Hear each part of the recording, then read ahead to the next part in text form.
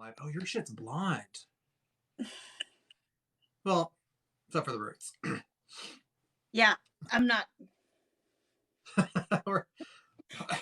You got to do the ceremonial. Okay. Oh man, I love that kid. Austin, what's his last name? McGuire. Austin McGuire on here. He's great. Yes, 3 tea bags. Don't judge me. Wow. What kind of tea is that? Is that the peach? It's citrus cinnamon. It's orange cinnamon. Oh, nice. It's caffeine free, if people are wondering. I'm not going to go fucking all in. Well, that makes one of you. Rena said, we love Candice. Wow. 4 Not even minutes 20 that seconds took in. you. Not even 20 seconds. So do you want to do this? You guys, we're probably going to ignore you a little bit in the chat. That blonde used to be fucking coral, but at least it's not mint. Okay, at least it's not fucking mint. That's all I give a shit about. Yeah. Which means as long as I don't put any blues in your hair, I can do a lot with that. This washed out to where we're gonna save some time in the next appointment because I'm like, okay, for sure, ready for some color. So do you want to do this the way we just do our? We didn't even talk about this, guys. This is how it goes with us. We don't talk about anything. Nope. We just organically get into it. Like what we are order? both. Well, I am like I have like 20 pages left to feed. That book is such a quick read. If you're an avid reader, you can kill feed in probably like 2-3 hours. It's so good. We'll save it for tomorrow, but oh my god. I will say this. I did get a message from her stating that she was sitting at her kitchen table crying, looking out the back window. And my response, of course, is just laughing at her for it. The kids are at my parents' house. Martin's up working. I don't know where Chris was. And I finished the last, like, however many pages, and I'm just sitting there, like, staring out the back window, like... sobbing. It's so sad. It's so good. I don't know. It's really good. I love that when I told you I'm probably going to cry in that episode, you're like, don't edit it out. Yeah, leave it. We need that raw emotion. For you to make fun of. Well, yeah. You're an ugly crier. I'm waiting for you to say that. Oh. I'm going to open with that. Wow. Wow, you are an ugly crier. I will be pointing it out several times. So do you want to just like get into, do you want to do bookends the way we normally do? Oh shit, I didn't even plan for bookends, so I can wing bookends if you'd like. Guess what? I wing bookends every weekend. What? There's not been one episode. I'm shocked. This is what I think should be in the movie. Are you doing casting call right now? Oh yeah, sorry, I stopped listening halfway through. Yeah, you want to share with everybody the most epic outtake ever from No, they can go see it on the Patreon when that gets started. What order are we doing these in tonight? Are we starting with Ugly Duckling or are we ending with Ugly Duckling?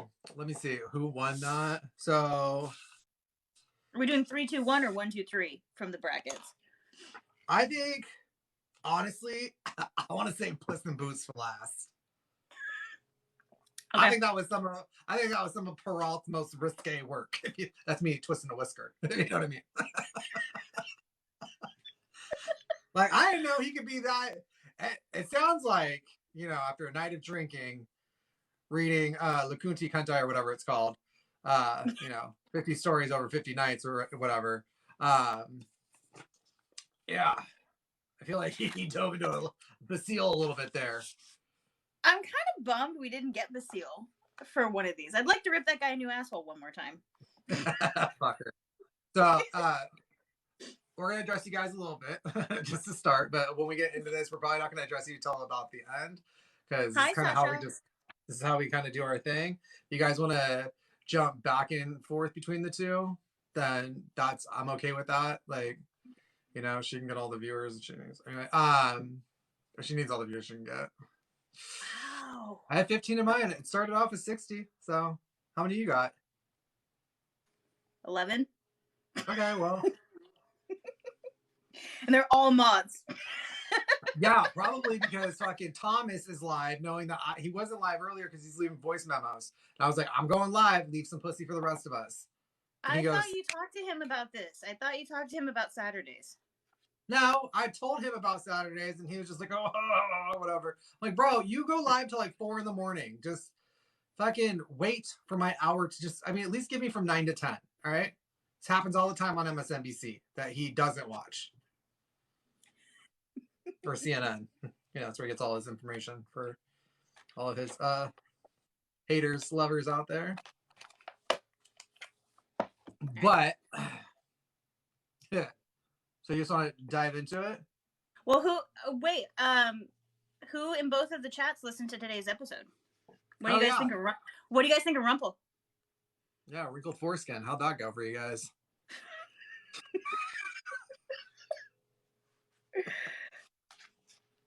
Anybody? So I always say this one thing in the opening, like, you don't tell everybody about it. You're a horrible person. We don't like you. Yeah, we don't like you. Oh, you listen on Sunday mornings, Lazarus. Why do I Lazarus?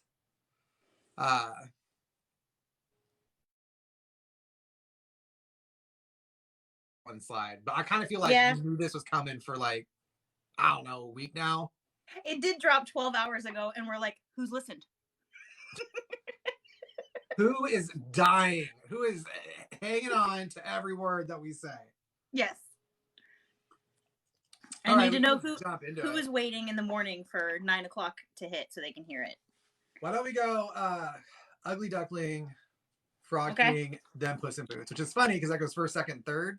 Like first place, second place, third place. Honestly, you guys in brackets were really horrible at picking things because you picked the worst one for the first and the best one to talk about for the last. But you know what? That's how it goes. Sometimes we get really excited about, like, I wanted to hear all about Giambattista Basile. I think it's just because I really like saying his name now that I think about it. Because we hate him. Yeah. He's the original incel, according to our strenuous research. Yeah. That would have been a great we were doing our own COVID research. We were doing our own COVID research, and then we started researching Basile. Things got mixed up. But, we came to a conclusion. Incels all around. I adore your point in today's episode that he gaslit himself. Fucking Jesus Christ, man. His hatred of women comes full circle.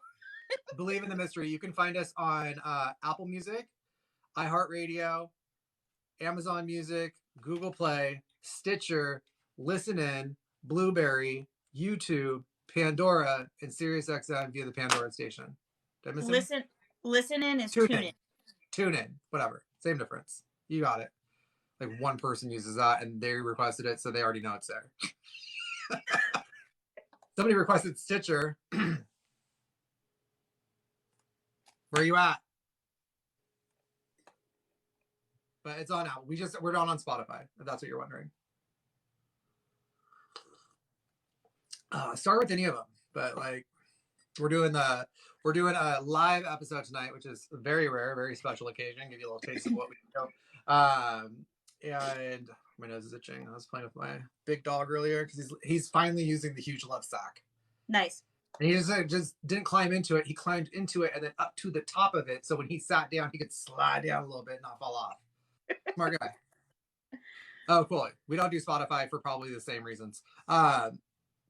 So, okay, punker rank, calm your tits. Like, just bring the banter. Chill. What? This is so weird not being able to see your chat. By the way, calm your tits is a common expression I use. I use calm your tits and you're really working my tits. I say that one a lot. So, it's a... And the hand gesture hard is necessary. Rogan. Yes, hard R. Comfortably using the hard R. And Spotify rather just delete 70 episodes than, fine him. I would rather see them fine him for every single episode they had to take down. Like however much money he made off those episodes that they had to take down, that's how much he should have had to pay them. Yeah. Then I've been like, then he'll learn his lesson. Hit him where it hurts. Yeah, I'm fine not putting us on Spotify. And that's kind of a flex to be like, we chose not to be on Spotify, so and Spotify really does promote you, so we're gonna do this the hard way. Yeah, from what I've been reading up, they make things super easy. They help you with sponsorship. Our life would be a lot easier if we went to Spotify. So, but we're not gonna sell out. So we will sell out when we talk to the BIPOC community and we get the okay from them. But we're not gonna be like, hey, is it cool yet? We'll let them come to us about it. Yep. We'll keep our ear to the ground. So let's just, you want to just jump into it the way we jump into it? Pretend like we're in the studio? Let's jump into it. The Ugly Duckling. I can really pretend like we're in the studio. This helps you. Oh, I don't have one. Wait. Do you have headphones that you can tangle up, tie knots in?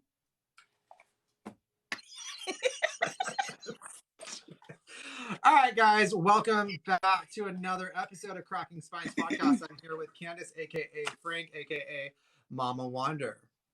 Yeah, I call her Frank. If you guys are new here, welcome. If you guys are returning, it's like we say always. Tell everybody you know about this podcast, rant about it, rave about it, threaten people's lives if they don't listen to it. Otherwise, we'll just assume you're a really horrible person, and that just means we don't like you. Some aggressive marketing. So today we're going to be getting into 3 folk and fairy tales. Now, just to point out to everybody, the difference between a folk tale and a fairy tale is the folk tale is the oral spoken tradition. Fairy tale is the written tradition. A lot of fairy tales stemmed from folk tales. Today we'll be talking about The Ugly Duckling by, who is that by? By Hans Christian Andersen. Very breathy. Very breathy. He put that quill to work. Not as fucking breathy as what's her name. Jesus. Letarier. Yeah, and then we're gonna Letarier. She made me feel misogynistic, and I didn't appreciate it. It had to be.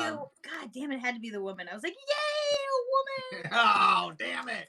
And then we're gonna be doing The Frog King by the Brothers Grimm. I have a feeling that Candice is gonna have some choice words for that story, and after that, we'll be doing Charles Perrault's Puss in Boots. Fun fact, Charles Perrault is actually the uncle of Letarier, who we were just complaining about forcing me into misogyny and disappointing Candice on a very feminist level. And then the Brothers Grimm actually got a lot of their inspiration from Charles Perrault, who I believe wrote Mother Goose. Yes. He's the author behind the Mother Goose. Mother Goose, right. And Charles Perrault learned from the original incel, Jean-Baptiste Basile, who we fucking hate with a passion. Right. So there's Basile, Perrault learning from him, and then Grimm stealing from all of them. From all of them. And like, you know what I've been loving about Grimm? Is I fucking reading Hans Christian Andersen. Like, by the way, I've got that whole fucking story figured out because there's a few rumors in the literary world that I'm gonna have to address and might have to look up here on this fancy, confirmed computer system application box thing. Your feed. But like every time you read something very breathy, it's always the Brothers Grimm to come along and save the day. Yeah. And make it super hyperbolic in one page. Very much. I did feel like Hans, the story started to get away from him for a little bit. He's like, I'm just going to speed this up real quick. Your one little paragraph cut out a good chunk of me. What fucking season is it? Winter. We're in winter. Right. Okay. Yeah, he fucking took an entire leg off. He's like, it's a flesh wound. I swear to God.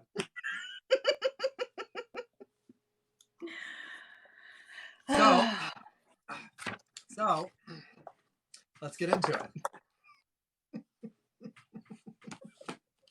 All right. Ugly Duckling by Hans Christian Andersen.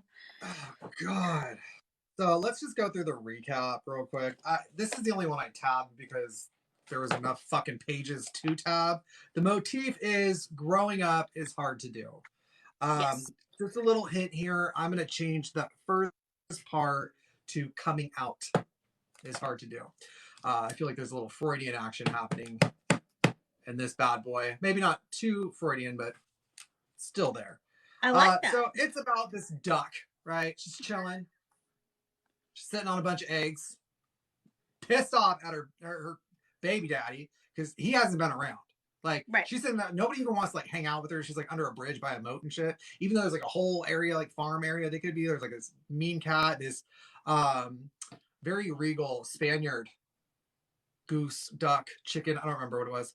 I just read this like 20 minutes ago.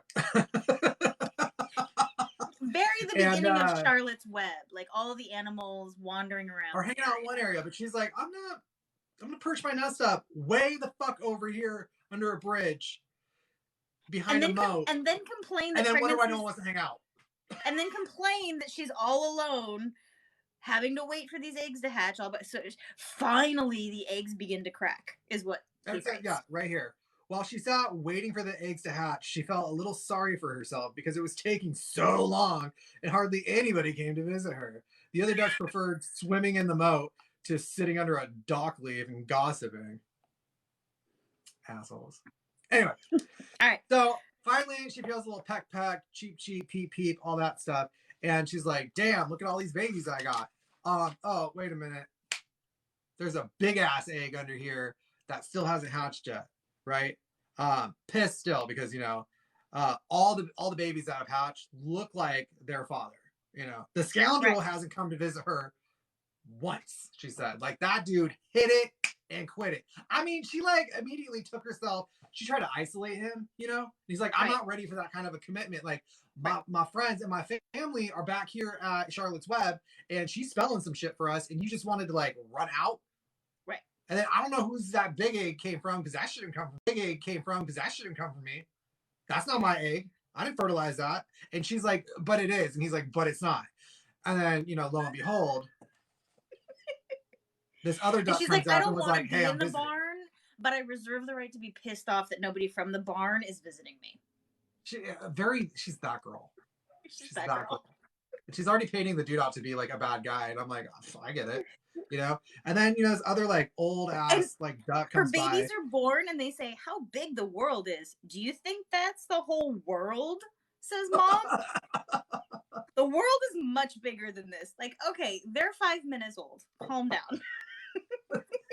Yeah, like see how green it is because it's good for their eyes. But by the way, you don't know shit. You don't know shit. Yeah. You know, they're like, Jesus, Mom. Again, we look like dad, but we're not him, okay? And so it's like already off to a bad start for all of them, right? And she's like just fucking flinging them into the water, hoping they like pop back up, which they do. So that's cool. But like before that happens, she's just like, hey, you know, like this other old duck finally is like, cool, they hatch. We don't have to hear her complaining about how she's still sitting there. Dope. Goes over there and she's like, yeah, that's a fucking turkey egg. I had a turkey once do that to me, and I've tried to nip that shit right into the water. It wouldn't go in the water, so you'll know if it doesn't go in the water. And she's like shooting all the babies in, just yeet, yeet. Now yeet. everybody's visiting and weighing in on the big egg and the ugly bird. Now she's got visitors just walking through, being like, you know what that is? let me tell you. That's what happens when you have babies. Suddenly everybody's showing up with their fucking opinion. You know what you need to do? Showing up with their fucking opinion. You know what you need to do? You know, Hans is actually, he's doing really well speaking from the mother's perspective here. Not her baby daddy.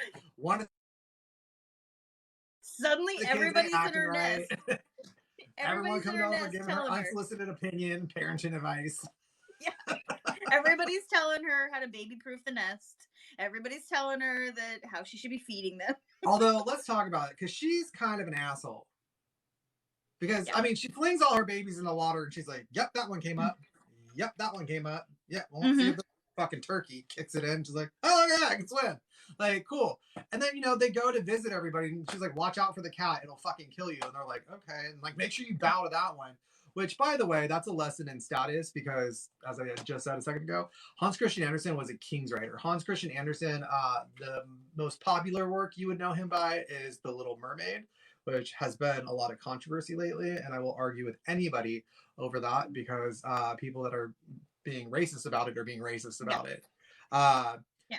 Anyhow, remember to bow to the old duck over there. She has Spanish blood in her veins, and it is the most aristocratic fowl here. So I'm sorry, but when it said Spanish blood in her veins, I immediately thought of, what is that creator's name? But she's like, it's snowing outside. I'm going outside. I'm gonna go. And then she's like stomping through like her backyard, and it says like in asterisk, it says walks in Spanish. And then she's like, "Ay!" to her husband. He looks at her. She goes, "It looks good. Okay, I leave now. I'm too good at him." She like runs off. Like that's all I got from that. But is the most aristocratic fowl here. That is why she is so fat and has red rag tied around one of her legs. So he's like literally saying people that have weight on their bones have the money to eat, and when they're wearing this color, that means they're of a certain status. It's teaching the kids. Hans Christian Andersen would write the story. Women would orate it to the children. It was to teach the children how to be obedient servants to the crown, which is actually what Little Mermaid's about. Little Mermaid's about not cheating the system and trying to get ahead, like trying to work your way up in class. It's to be happy with where you're at. Anyway, the highest mark. Well, she even says, don't walk, waddle like well-brought-up ducklings. Yes. Keep your legs far apart, just as your mother and father have always done before. Bow your heads. Like, right, they've never met their dad. She said that shit. All they know is they look like him. So when they look at each other, they're like, still nothing. We have nothing to compare it to. I know you just learned how to walk, but you're doing it wrong. So. Yeah. Let's, keep up. Don't watch out for the cat. She's an asshole. Most cats are. I mean, we actually meet a cat a little bit later. Spoiler alert, they're an asshole. Yes. And they have like a little henchman, like a hen. Oh! Wow. I knew I was going to be able to work one in there somewhere. Nice. Anyway, they're like, the esteemed duck, right? She's like, oh, you have like beautiful kids or whatever. And the mom's like, yeah, dope, thanks. And then she's like, wait. Except for that one. The fuck is wrong with that one? She's like, well, first of all, I mean, it was in its egg too long, but like we might grow up to be like handsome or whatever. And she's like, no. So like the mom's fully defending like the big not turkey, right? She's like, it's not, at least it's not a turkey. All the offense met because there's like a turkey. I love that she says he's strong, and I'm sure he'll be able to take care of himself. Like she's making like, but he's not cute, but he'll live. Like, and the poor little duckling did not know where to turn because he was getting attacked and nipped at and pounced on and kicked by some little girl. I called her a twat.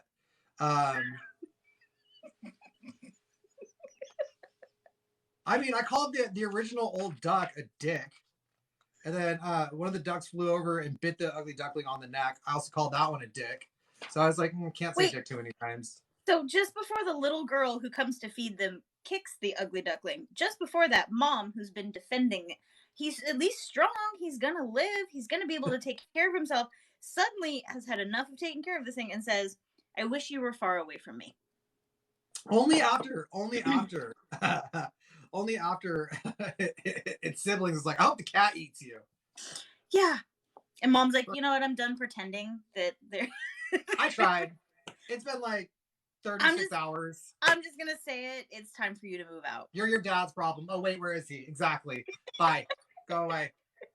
So, like, he goes to this, like, lake or a pond or whatever, and he's like, hey, I'm going to, like, float around in here, and there's some geese in there. They were Canadian, so this part's not as sad as it's going to sound. And they're, like, swimming around. They're like, hey, go with us. And he's like, oh, I don't know about, like, migrating with you to another lake or whatever. And they're like, yeah, come on, A. Like, you know, Canadian words. And then they say you're ugly. Let me see if I can slip into my Canadian real quick. Oh, you're real ugly there, aren't you, bud? You want to come fly with us, migrate over to the next lake, eh? He says you're ugly, but that's no concern as long as you don't try to marry into the family. Like, you can hang out with me, just don't try to date my sister. Yeah, you're not marrying in. You guys, if the sound is off, just listen. I'm sorry, I don't know what to tell you guys about the sound being off. We don't want to close out and back up. And usually it is a podcast. So close your eyes and live the experience. So that doesn't work out, and they go to fly off, right? And it's like, bang! They get shot out of the sky, just like fully hunted, right? And so they fall down dead next to him. Like, yeah, and he's like, oh shit! And he's like, just hides his fucking head and face under his wing in the reeds, right? And this dog walks up, and he's like, here's my teeth. And then the dog was like, nope, and ran the other way. And he's like, damn, I'm so ugly, the dog won't even kill me. And then like the hunters all leave, and he's like, is the coast clear? Shit. And then he like makes a break for it. Ends up at some house with a blind old lady who has a hen with stumpy legs and a cat that thinks it is the smartest fucking thing in the world. Yeah. And the hen gasses this cat up. Like the cat says like one thing once, I think. Basically, they treat this little fucking thing like shit. He's there for 3 weeks. They're like, you gotta lay some eggs. And he's like, but I'm a boy. I can't. Yeah, they're like, can you lay eggs? No. Well, then can you arch your back and purr? And spark. Like, okay. Like, that's, first of all, I get the egg laying part. Sustenance, right? The fucking cat arching your back and purring. What? Okay. Yeah, so can you lay eggs? No. Can you arch your back and purr and make any? No. Well, in that case, keep your mouth shut.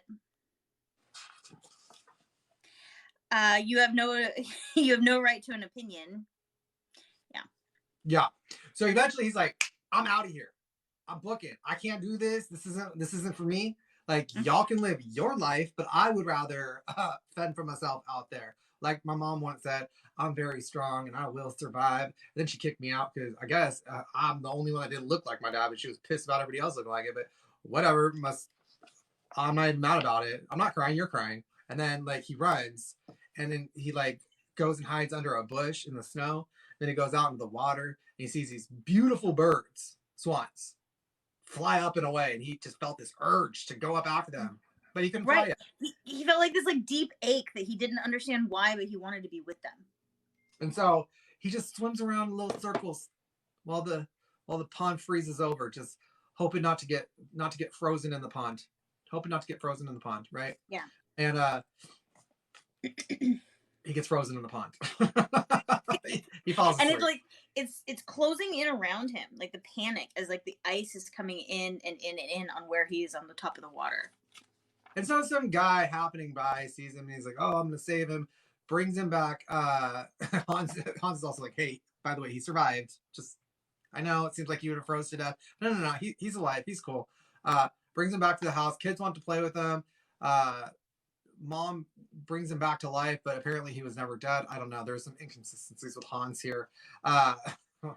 Yeah, they bring him back to life, and then they start like chasing him around the house and like torturing the poor thing. Like, well, because the kids were being dicks, and he was like, "No, fuck this." And then like he like freaked out, landed in a milk jug, then fell into some flour, and then ran into some other shit. And he was just like, "I'm out," and he runs out again, hiding under a bush. Right. Right. This is where Hans is like, okay,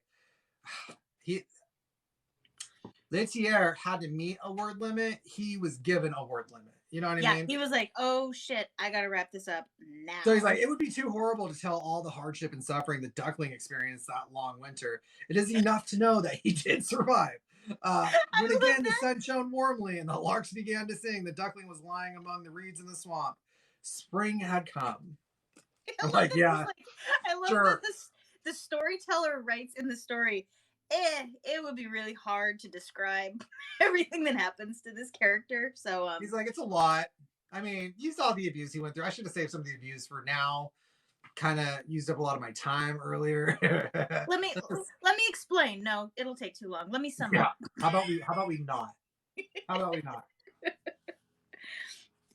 So I mean, he has him going into this like the reeds again, and once again he sees these lovely swans, and he's like, I shall fly over to them, those royal birds, and they can hack me to death.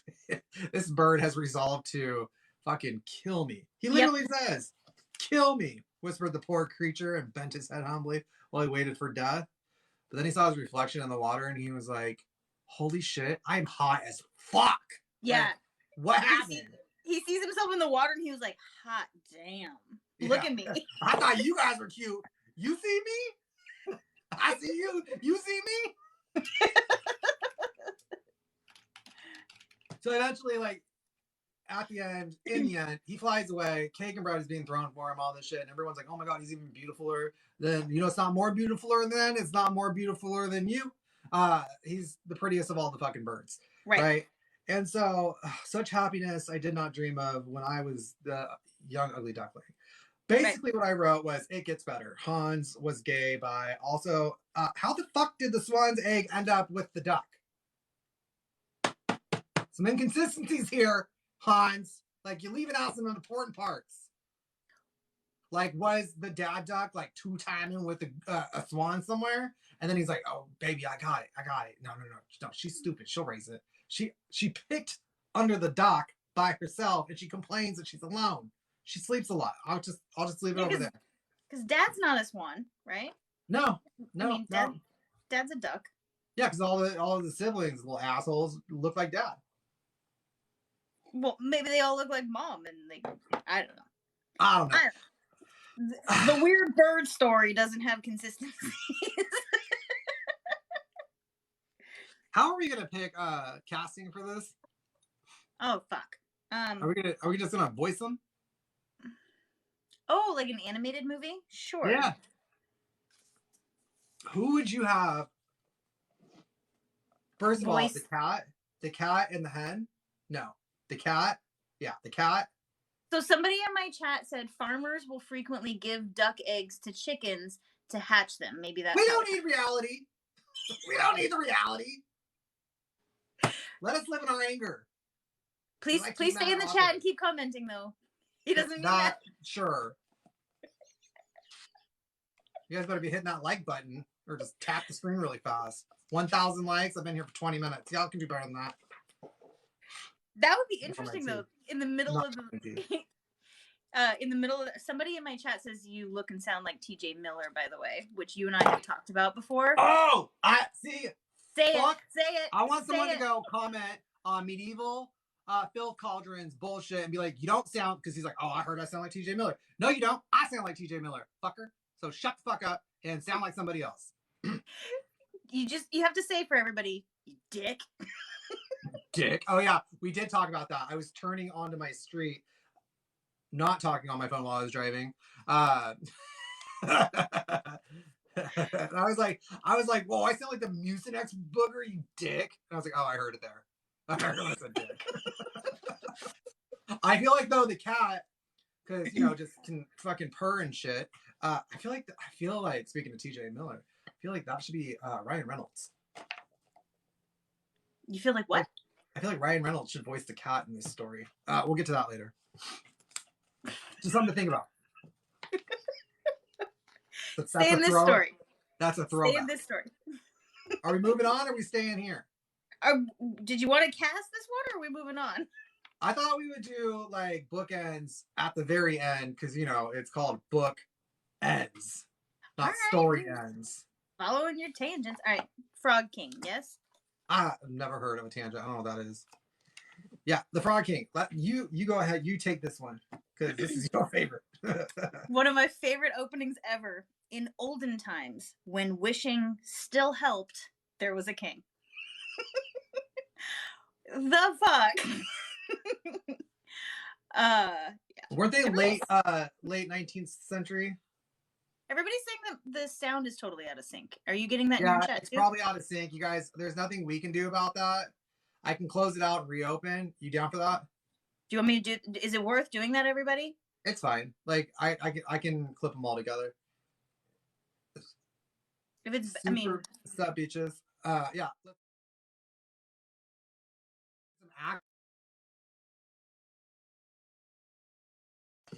Welcome back, guys. When I closed it out, the whole app shut down. So hopefully restarting it. Maybe. Oh, so it was your fault. Maybe I was the problem. It was your fault. All right. Okay, so let's start with the Frog King now. It's your turn. All right. Luckily, I can fix the audio in post. I was going to ask if you can edit them all together. It didn't occur to me until we signed off that we're going to put this all on YouTube. So. Yeah, no, I can edit them together, and I can actually I can get as close to syncing up the sound as possible. So we'll be editing together this week. I love that. Yeah. Oh, fuck. That's right. Whatever. I got a couple days. Okay. Oh, we both have the English teacher sweater on today. That's how we start each. That's how we start each story. Yes, but I'm looking for something specific. Isn't that what he says? Yeah. Okay. Maybe. What do you think the author meant when they said blue banana in chapter 12? Right. Anyone else? Anyone else? Anyone? Or would they lose their voice? I'm going to be leaving the discussion, a lot of the weight of the discussion on you guys today because I lost my voice. So I really can't talk today. Who wants to lead us off? All right. They're all like that. Or, oh God, I had one that reminded me of Snow White, short hair Snow White from Once Upon a Time? There it is. Thank you. Fucking took you long enough. God, I hate you. How am I supposed to read my own goddamn mind? You know how much shit I got going on up in here? Oh, yeah, my disclaimer that I forgot to say last time. Thank you for reminding me, friend. My disclaimer, there's a specific person I don't want watching this. Yeah. Go away. All I want is for you to leave me alone. We can talk about it on the 8th. Were you going somewhere with the Once Upon a Time thing, or? Oh yeah, no, my English professor looked like her. Ah, okay. But in the worst way. Gotcha. All right. Ready? Let's do this shit. I'm bored. All right. So the Brothers Grimm, not in a good place in their life right now, start this story with, in olden times, when wishing still helped, there lived a king. It's a very hopeful start. The king had daughters. They were all beautiful, but the youngest was so beautiful that even the sun, who had seen many things, was filled with wonder every time he shone down upon her. Yeah, they were reading Basile a little heavy that week. Bring the celestial bodies into it. Hey, Wook. Yeah, so I'm gonna miss the Brothers Grimm. The heavy-handedness. So yeah, so she's so beautiful, the sun is jealous. Heavy-handed in 3 pages. Yeah. All right. Make a right story. So not far from the palace, there's a dark forest, and under a lime tree, there's a spring. When the weather is very hot, the princess would go out to the forest and she would sit next to this spring. And she took a golden ball to play with. Bowl or ball? Ball. You say ball weird. Ball. Yeah. Ball? You sound like you said bowl. Like you're saying like B-A-U-G-H-L-L. Like Hey, I felt the GH in there. Hey, Dev. No worries. John's just bullying me. Okay. First of all, I like to call it playfully bantering. Okay. Ready? Are you gaslighting me right now? My, how the turntables have Basiled themselves. All right. So she's in the forest, sitting next to the water with her ball, and she throws it in the air and catches it. That's her favorite thing to do. This is her favorite pastime, to take her little golden ball and sit by the water and play catch with herself. I'm pausing in case you have anything to say to that. I mean, sounds like a party. All right. So one day, it so happened that when she held out her little hand to catch it, it passed by, fell to the ground, and rolled right into the water. Okay, this is where I interject. Okay. How do you lose a game you're playing by yourself?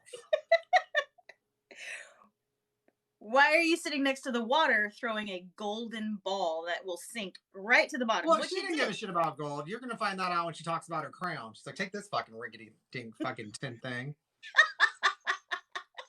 I don't need this. Okay. So, I love Sasha. She's like, this is so sad. It is sad. She lost the game. Rolls into the water. The princess followed the ball with her eyes, but it disappeared. The water was so deep she couldn't see the bottom, So she began to cry. As all of the Yeah. Yep. That's this is how far you usually make it in a Grimm story, when the female protagonist bawls her eyes out until somebody comes along to help her. It's usually the top of the third paragraph. The second paragraph being one sentence. Yes. They just straight, she's crying. She's fucking Disney crying. stole all the shit from them because she's just laying on the boulder, just bawling her eyes out. They took the emotional state of all the princesses from Grimm, but they took like the storylines from Perrault. Right. Wait till we get so. As she's princess crying, someone calls out to her. "What's the matter, princess? Why would you? Why, to hear you wailing, even a stone could take pity. Even a rock would feel sorry for you. You're crying so hard," is basically what he says.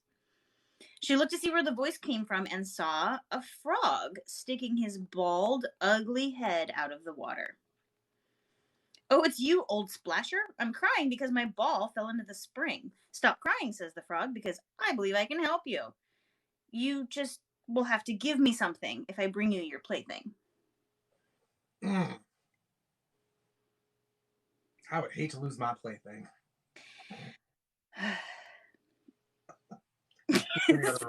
Somebody in my chat says, "Brothers Grimm production note. She needs a man." Yes. Well, very much that. You must be very good at foreshadowing, because she gets one. Yes.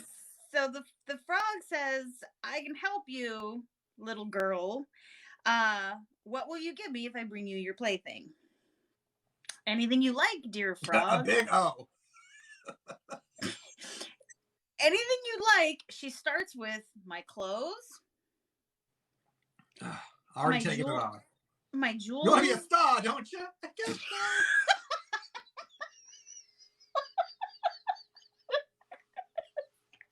How do we end up on this casting couch every fucking time? Every time. That's always at the Brothers Grimm. They start off crying and like, "I got a job for you." But he's like, "I don't want your clothes." The frog's like, "No, dude, I'm good." You're like, She's 8. Chill. No. First of all, you got to be at least 13 to ride this ride. That's like, because back then they were all libertarians.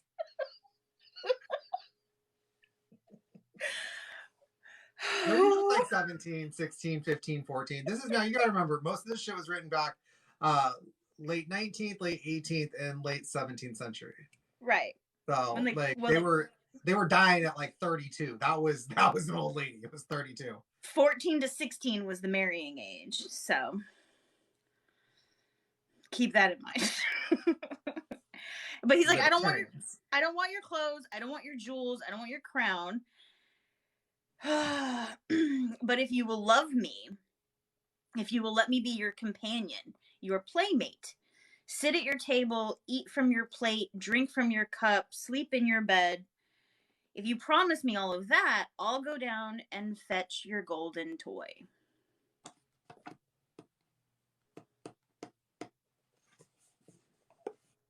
So many things I'm not allowed to say. Yeah, this is hard. This is a hard live, bro. Yeah. You guys don't realize how much she has to edit out. Yeah, if this ain't a commercial for the Patreon, I don't know what is. Yeah. Like, there's a Jon live conversation. There's a Jon in the mod chat conversation. And then there's a Jon doing the podcast conversation. Yeah, so should I keep going? Yeah, let's fucking full send. All right. "Oh, yes," she replies. "I'll give you anything you want if you just bring me my ball." You can have a stupid crown if you want it. I don't fucking need this. This is a gold ball. First of all, was it like solid gold or was it like hollow gold? Because if it was solid gold, that thing would be fucking heavy. And if that frog is swimming up from the bottom with a solid gold ball in his fucking mouth, like, good for him. That's the one you want to throw in the pot and cook those legs up. I'm gonna move on. All right. So she says yes. She's like, go for it, because she's thinking to herself, what nonsense. everybody tap your screens really fast, like really fucking fast. There's gonna be a fucking, what's it called? Like a gauge up here. There's gonna be one on her side, but like she's over there. I'm over here on her side. It's switched. Just fucking tap your screens real fast because we can see when you're tapping your screen. I see some hearts moving. I see it. Cass, thank you. The more likes you guys get this going, the more viewers we get, and the more money we could potentially make off this podcast that we're not going to share with you. But we'll try to get you discounts on stuff. Dodie says I'm beating you. Oh, okay. Which is impressive because there's 7 people in here. Yeah, there's 13 in here. Some of you guys are dropping the golden ball a little bit. 13. Okay, message your boy. Tell him to get off live. Is he on live again? Yeah. No, I thought he was fucking... I'm gonna slander him in his own. Come on. Now my computer's on his side. It's a homophobic ass computer. I should have probably checked that before I said it. Well, if he's on there, it's not gonna matter what you said because I'm gonna go into his chat function. Yeah, I need a 2-minute break before moving on this one. Yeah. You got the rambling Ugly Duckling, and I get the really inappropriate 2.5 pages of the frog. Which is probably how it should be. Okay. I guess the comments turned off. I'll let you get to the next guy. I had a question for you. All right, thanks. All right, take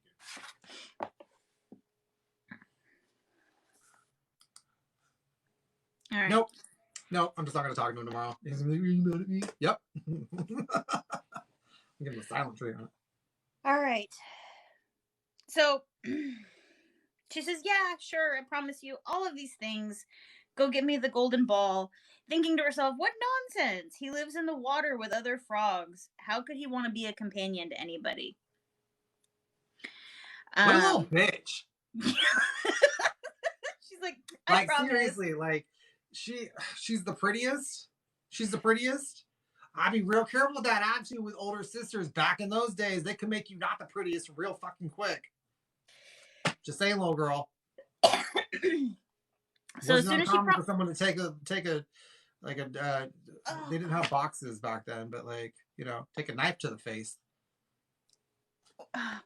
Once the frog had her promise, he put his head down and dived. There's a lot of innuendos in this. Huh? There's a lot of innuendos in this. He had her little golden ball in his mouth. And he tossed it up onto the grass. And when she saw her plaything, the princess was very happy. She picked it up. She ran off with it. Wait, said the frog. Take me with you. I can't run like you can. He croaked and he croaked, but she just took off and didn't listen. She hurried home and forgot all about him. So integrity running real deep through this one so far. Here comes Dad overcorrecting.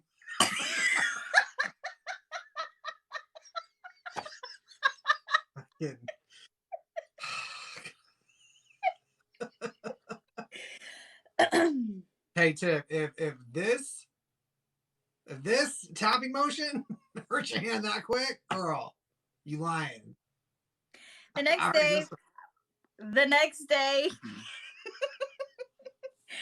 when she sat down at the table, so they're all sitting around having dinner, and something came plip plop, plip plop, plip plop up the marble steps.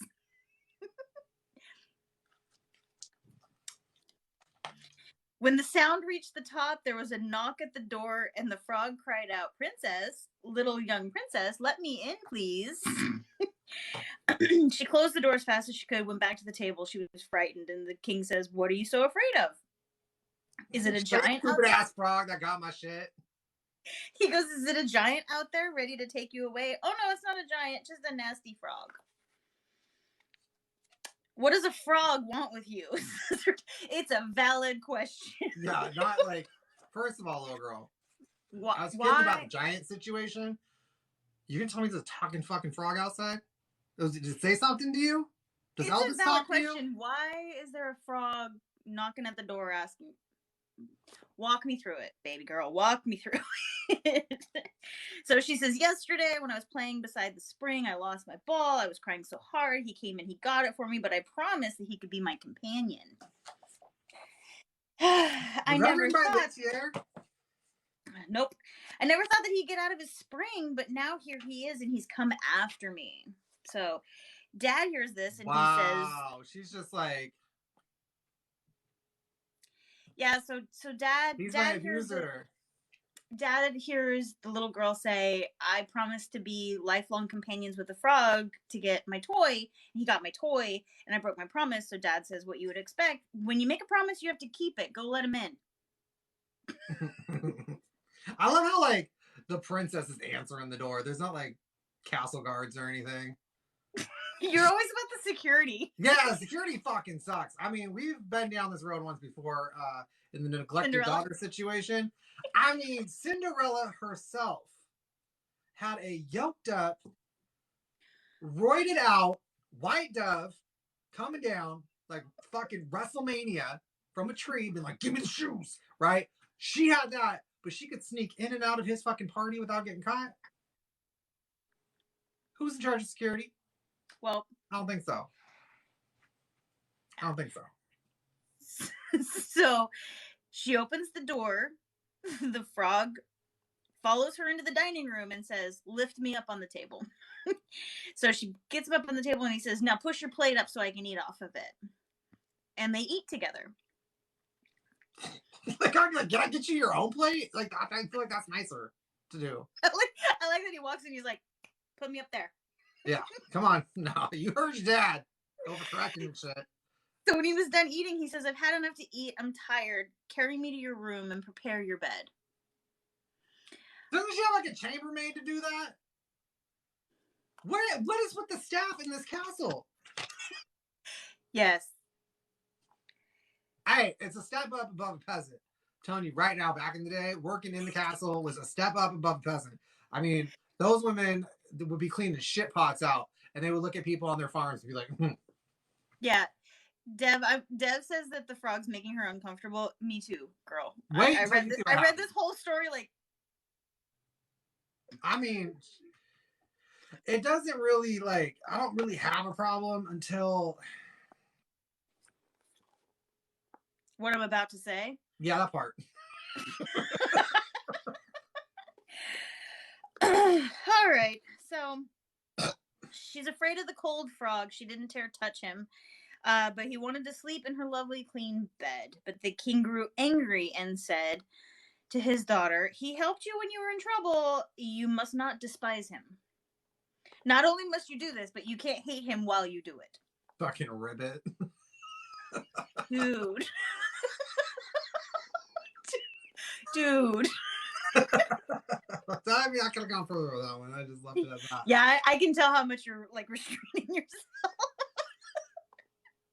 Just keep reminding myself, we don't know exactly how old she is, so just assume she's way too fucking young.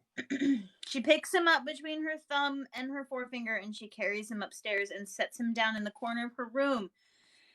But when she lay down on the bed, he crawled over and he said, I'm tired. I want to go to sleep. Pick me up. Pick me up and put me on your bed, or I'm going to tell your father. She said, I'm sorry. You said, what the fuck you say? Snitches get stitches, dude. She grew very angry at this threat, picked him up, and threw him against the wall. Fucking chucked his ass. She said, leapfrog, fleafrog, bitch. I feel like the Brothers Grimm had those dice that we were talking about, and they're just rolling them, and they're like, and now? Fucking Mad Libs in dice form. Just fucking adjectives and verbs. Fuck. Okay. The frog hits the fucking wall. Boom. Turns into a prince. A king. Yeah. He hits the floor and he's not a frog any longer. He is a king's son. To clarify, not this king. Yeah, he is a king's I was like, son. I had to read it twice. I was like, bro, you family. Where is this castle, Alabama? He had beautiful smiling eyes. At her father's bidding, he became her dear companion and quickly her husband. How old is she again? I don't know. What day is it? Is my question. Like, yeah, fucking. I like know, not but even like a still, comma. we know they and happened really husband. quickly back then. She was the youngest. Does it say her age anywhere? I don't know, but she's out playing ball, and I mean, she's not 20. I don't really. They used to chase later in life. They chased a fucking wheel down the street with a stick. I'm not gonna put it past them to throw a fucking ball in the air. I'm gonna go out on a hold it limb against and them say if they lose that game against themselves. I'm gonna go out on a limb and say that her age has a teen at the end of it. So okay, well back I'm then hoping that it was at least legal, has a teen at the end of We've it. come a long way since then. Okay, so what gets me is this part. This has two names, right? By the way, this is, the motif is the enchanted bridegroom. So it's, you know. But it's still frog. part of growing up is hard to Princess do. and the Frog. This is where it came from. Well, this is kind of what the story's loosely based on. It's called or Iron Heinrich. Iron Heinrich. Yeah. This cameo gets his own title. Yeah, so the Frog Obviously, King, the brothers were the fighting Frog about King, comma, or Iron Heinrich.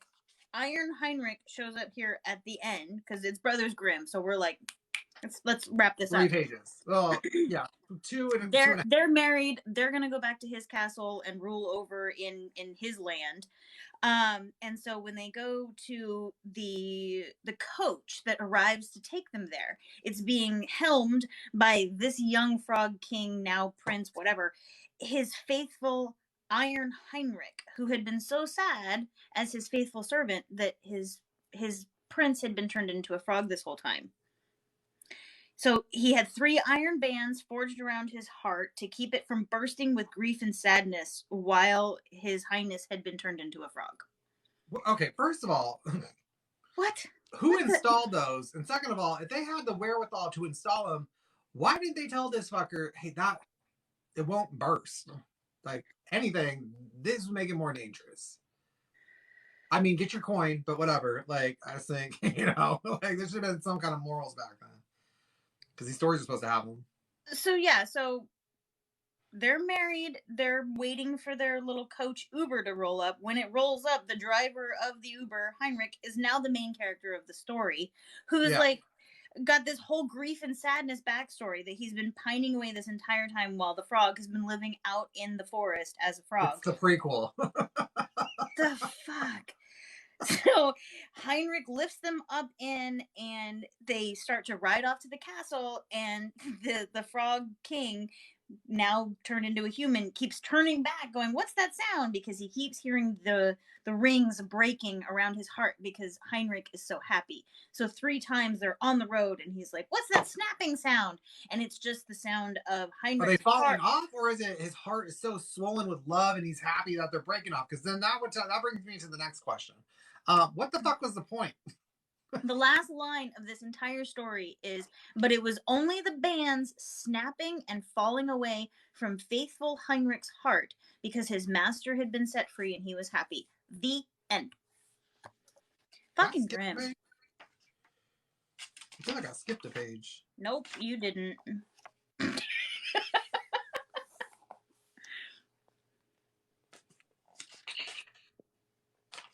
Because the last one I got, but it was only the band snapping and falling. Okay, yeah. Sorry. Let's move on. All right. I'm gonna let that go. Yeah.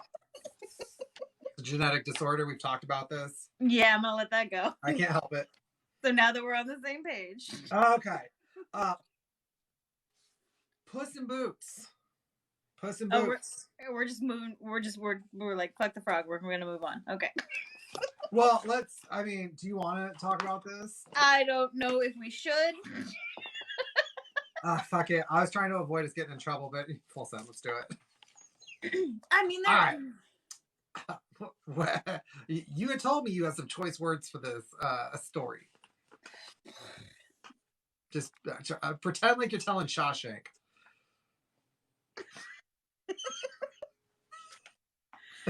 She's like, She's like, a frog, you say? And you're like, where'd you get that? Look at those trees over there, Mom. All right, so it's in the motif of growing up is hard to do, which I'm assuming has to do with the little girl and having to keep her promises. And I'm gonna stretch my Enchanted Bride. Hmm? This isn't in Growing Up is Hard to Do. This is the Enchanted Bride. Oh, mine says Growing Up is Hard to Do. Rapunzel's the page before it.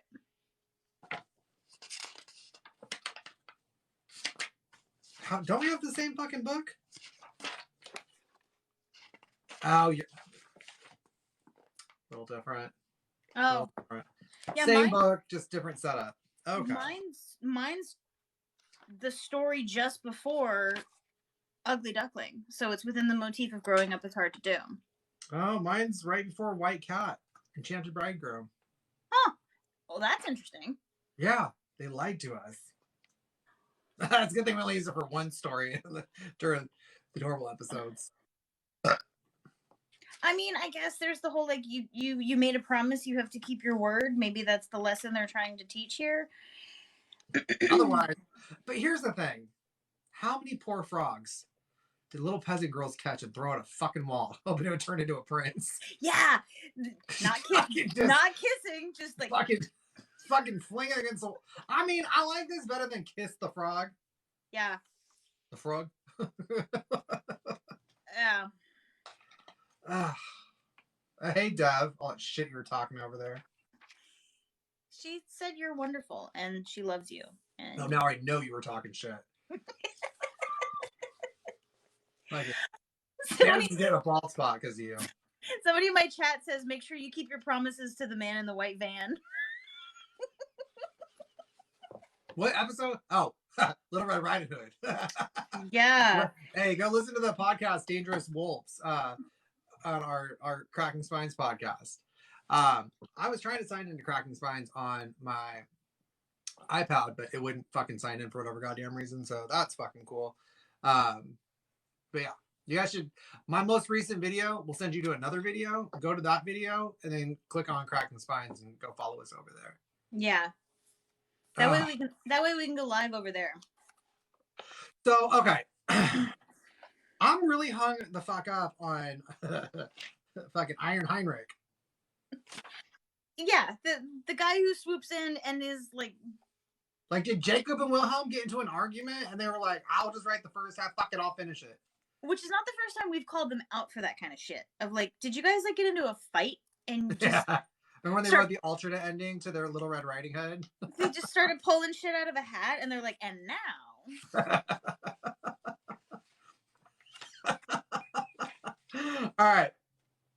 Oh, yeah, let's move on. I want to move on to this. Okay, Puss in Boots, I think, is probably... If you are going to personify a cat, right? If you are going to give a cat human characteristics, this is perfect, because it seems like he's being loyal to his master. This motherfucker's just setting himself up. Oh, for sure.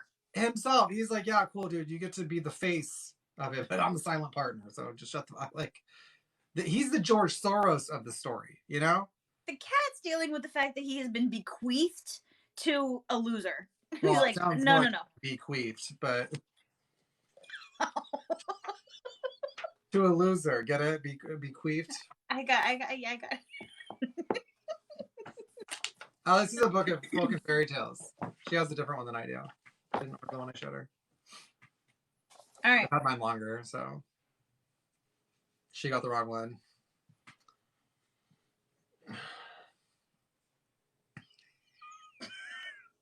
Oh, I love it. Piggy Beans just spelled out bequeathed. I like seeing that. I like seeing the word. Cats have human personalities anyway. I will fully disagree with that, but that's fine. We all are entitled to our correct opinions. You want to take this one, or you want me to lead?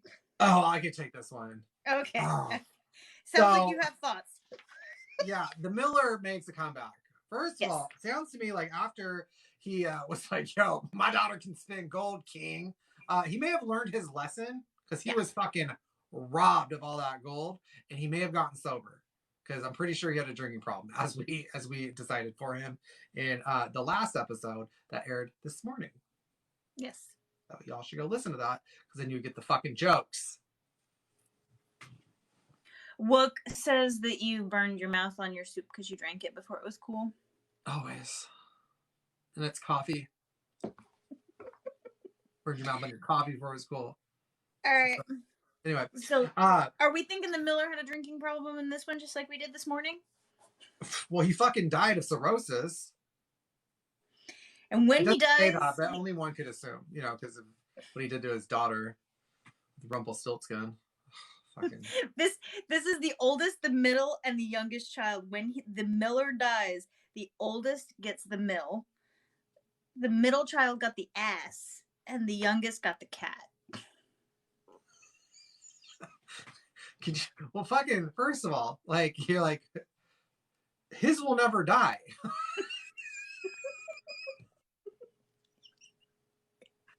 I'd be like, yo, baby brother. Kill him? Shakespeare? Yeah, let's do it. I just feel like there needs to be like a post-credit scene at the end of the story where the middle child is looking at the one with the mill and looking at Puss in Boots up in the castle and just standing there with his donkey. Like the donkey's like, I'm making waffles.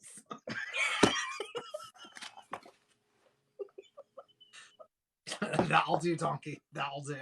I'll do. Okay, so the Miller dies. He's poor.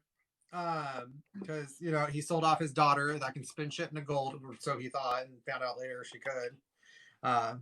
That's this morning's episode. And so they didn't want to deal with lawyers, so they knew they'd end up with nothing. So they're like, just fuck it, whatever Dad said, we'll just deal with that. And the youngest gets a cat, and he's like, well, why didn't we just get the fucking lawyers, right? And the cat's like, yo, I can talk. Just heads up.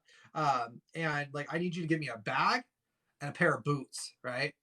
That's where I got my namesake. And Puss in Boots, you get it because it's like a play on words, right? So I need a pair of boots, so we can title this fucking story something, and then give me a bag because the boots have really nothing to do with anything. And then he gets a bag and he goes out and he fucking catches a fucking rabbit. He plays dead at some point, and it's like, what? Okay, you could have just hid behind the fucking bag, but whatever. And the rabbit jumps in there, and then he takes the bag to the fucking king, and he's like, yo, king, look, this dude that I live with, his name is the Marquis of Carabas. I don't know how to say that. Carabas? We'll say Carabas. Carabas is how I read it. The Marquis of Carabas, yeah. The Marquis of Carabas, right? He sent you this fucking rabbit for you to eat. Right? And he's like, oh, tell him I said bet, thank you. And then he's like, all right, cool. And then he leaves, and then he goes and catches, what did he catch after that? After the rabbit, it was a... He hid in a cornfield, and he got 2 partridges. 2 partridges. He's like, here, eat these fucking pigeons. And again, he's like, it's from the Marquis of Carabas, right? And the king is like, holy shit, fucking thank you. That's, I was wanting to eat 2 pigeons. I actually had my eye on this dove, but I think he's on steroids. So I don't know if that would Can we take a minute to, the king is like, thank God this cat brought me 2 dead birds so I can eat today. There's look, times were tough back then, right? Had to fire the staff. The inflation because of the supply chain. Right. They're all pissed about the port of Long Beach. Anyhow, they should have wore their masks during the Black Death. So just saying. So then he's like, all right, he sees the king is on the road doing some shit, and he's like, yo, hey, little boy, jump in the water naked and swim around for a minute. And he's like, what? He's like, I got boots on, you gave me a bag, just go skinny dip. And he goes, all right, fucking fine. And then he takes the clothes and hides them under a rock. What? Yeah, so to be clear, the cat goes to his owner and says the king, he doesn't say the king is coming, but he's like, go swim, because he knows the king is going to be passing by on the road. Yeah. And he's like, get naked.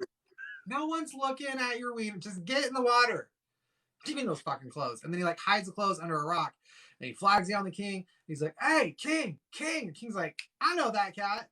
I mean, I don't know how many cats you know that talk, but I know at least 3. That one knows somebody by the name Marquis of Carabas or whatever. Hey, come here. What's up? And he's like, yo, the the Marquis dude is fucking drowning and you need to save him. And he's been robbed. And he's been robbed of all his clothes. And then the king's like, yo, hey, the dude that dresses me, fucking go get more clothes at the castle, bring him to this dude. He's like, all right, cool. And so he gets some clothes, right? And then they're going on about their merry way, and the cat runs ahead and goes and finds a fucking castle where there's an ogre, and he's like, hey, rumor has it, you can turn yourself into whatever the fuck you want to turn yourself into. And the ogre's like, bet, watch, boom, lion. The cat's like, holy shit, and jumps up on the fucking roof, but his boots, ain't working. Totally trapping him. Yeah. And he's like, ah, shit, turn back. And the ogre turns back, and he's like, damn. He's like, that was crazy. He's like, but I also heard, and this is the part I don't believe, because like the lion I get, right? But I also heard you can turn yourself into something as small as a mouse. That I don't believe. You are big and a lion is big. That makes sense. But something as small as a mouse, I don't think so. And the ogre is like, the fuck I can't. Fuck I can't. Turns himself into a mouse. And the cat's like, you dumb asshole. And then just fucking eats him up, right? Yep. He's lucky that he blew the death bite right away. Because had I been that ogre, I'd have been like, presto changeo, back to big guy while it's halfway down his mouth, break his fucking jaw open, call in the fucking steroid bird, be like, take this into your fucking tree, right? It's all in the same realm. Charles Sproul, whatever. So then the king shows up and he's like, oh yeah, this is the Marquis's house. And the Marquis guy is like, yeah, yeah, that's my house. And this is my banquet hall. This is my banquet hall. And through that door is the kitchen. The kitchen's there. And like there's a whole feast out because the ogre was having some people over, but the people saw that, hey, the fucking king's there. We probably shouldn't be seen with the ogre because off with our heads and shit or whatever. Right. So they left it alone, and he's like, yeah, the Marquis prepared this huge feast for you, king. Who was like, oh thank God, I just ate a fucking rabbit and 2 pigeons. Like, not questioning, how did you know that I would be here? How did you know? And yeah. We had a feeling. Just a lot of dumb men here. Yeah. And so then there's always a moral. I mean, Perrault always leaves you with a moral. A lot of the time he leaves you with 2 because he just can't help himself. I think that's where he strayed his niece wrong. Couldn't shut up in the end. Did you already cover that he gets to, after the 6th glass of wine? The 6th glass of wine. I mean, I've been there. What, the king says, you are a mom. You know you've had more than 6 glasses in one night. You should be my son-in-law. You just say it. You know what? You say it right. Shut up, bitch. Stick in your mouth. You remind me of your mother. Look how big his fucking house is. He's got food. I ate 2 pigeons yesterday. You want her? And then he's like, yeah. And she's like, bet. Get over there. Bury that. That's how I read it. They were the next sentence is they were married, the honor was bestowed upon him, the cat was made a lord, and gave up hunting mice except for pleasure, the end. I mean, well, after eating a fucking ogre.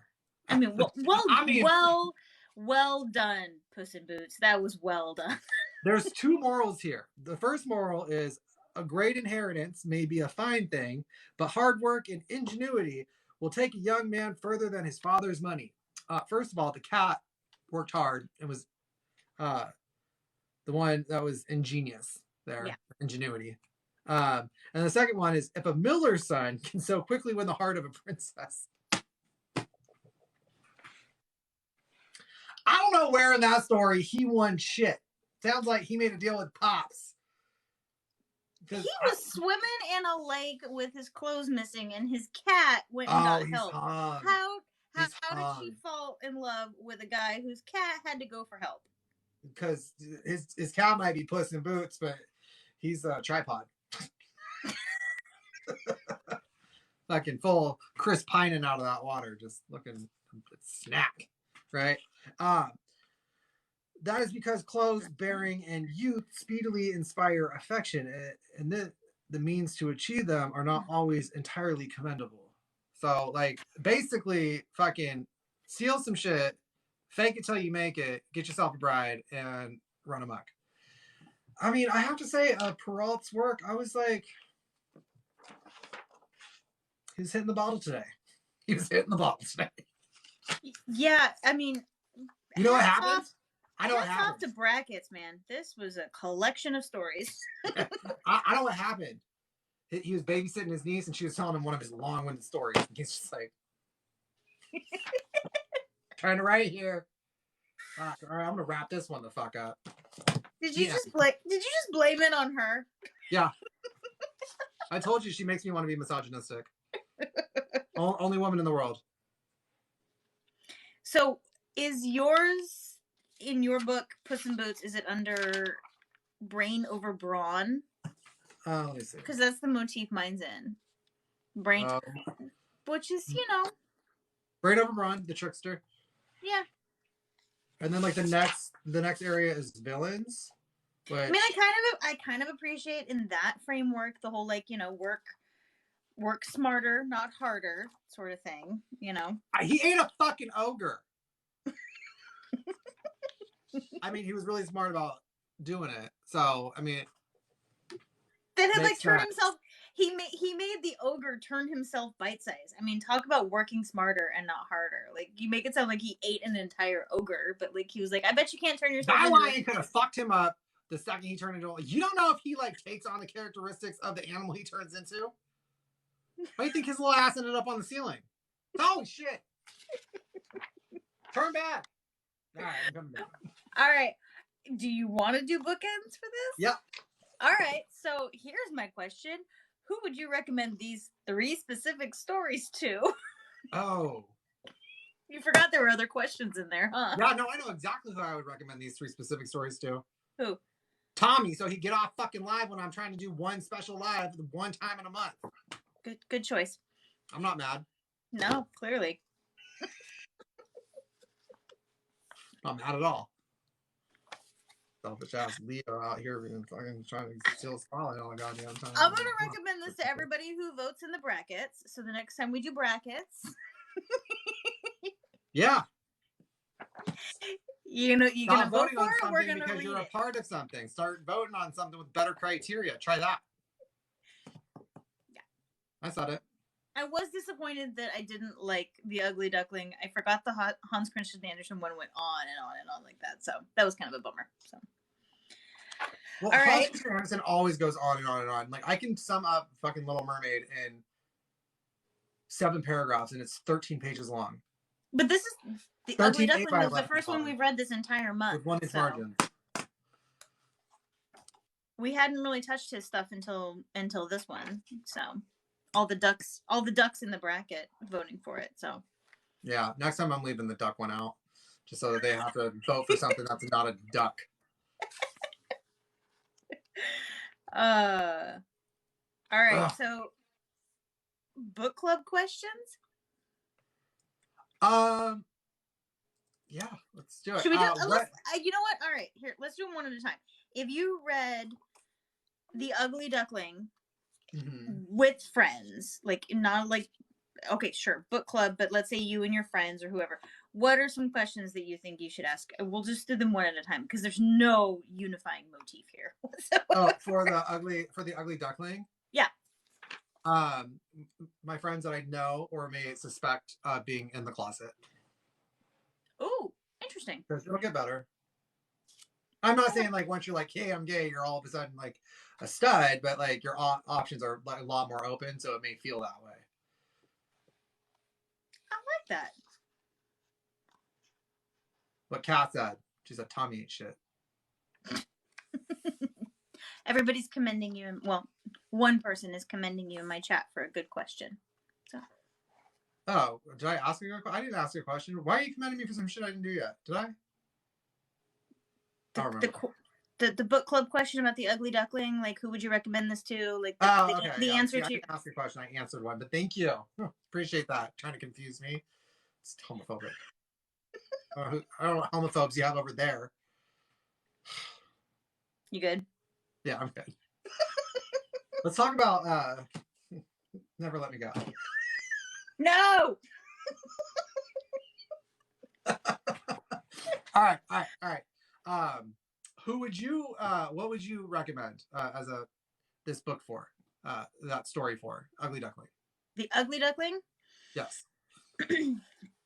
New moms, maybe? New moms, maybe? Why, so they could justify abandoning their child?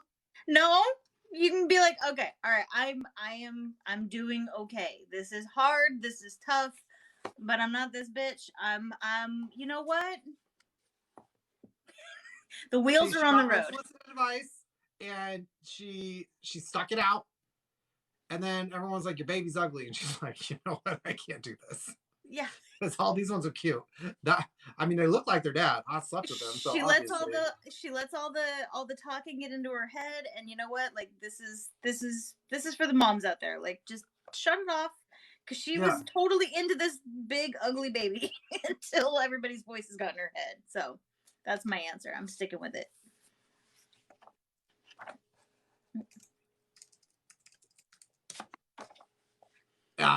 So sorry, I'm laying the guilt on thick. Nice. Yeah. Thick with 2 C's.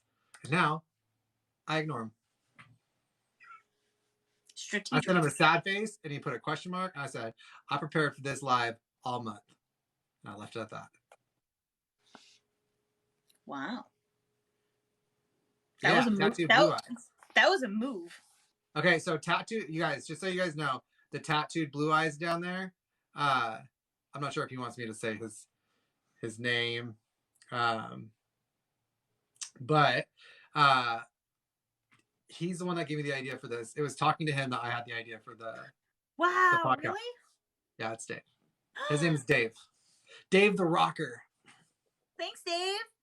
He's gonna be dropping his podcast will be dropping soon. But don't worry, it is 2 straight white guys with microphones, but they're talking about movies. Oh, God, don't fucking make me regret this plug for you. It drops in June. Keep it together. Thanks, Keep it together, man. Dave. Oh, that's awesome. But yeah, he was telling me about his way of like how they're going to be doing reviews of movies. I think they do 2 movies an episode. Am I right? Hoping I'm right. And while he was talking to me about it, my eyes were glassed over, and I'm just kidding. While he was talking to me about it, like the light bulb was there, but it was like he like flipped the switch, and I was like, "Oh shit! I know what I want to do my podcast about." And then I was like, "Is this too close for comfort for you? Like, is it too close to your gig?" And I explained him what I wanted to do, and he's like, "Nah, man, fucking full sound, go for it." So that's what happened right before you sent me that message. Like literally, it was. That's cool. I was in the middle of that conversation that I messaged you and was like, "I have an idea for a podcast that I want you to do with me." And she said, "Okay, let's do it. What's it about?" What's the idea? What's the idea? What's the idea? She was just on board. What's your podcast called, Dave?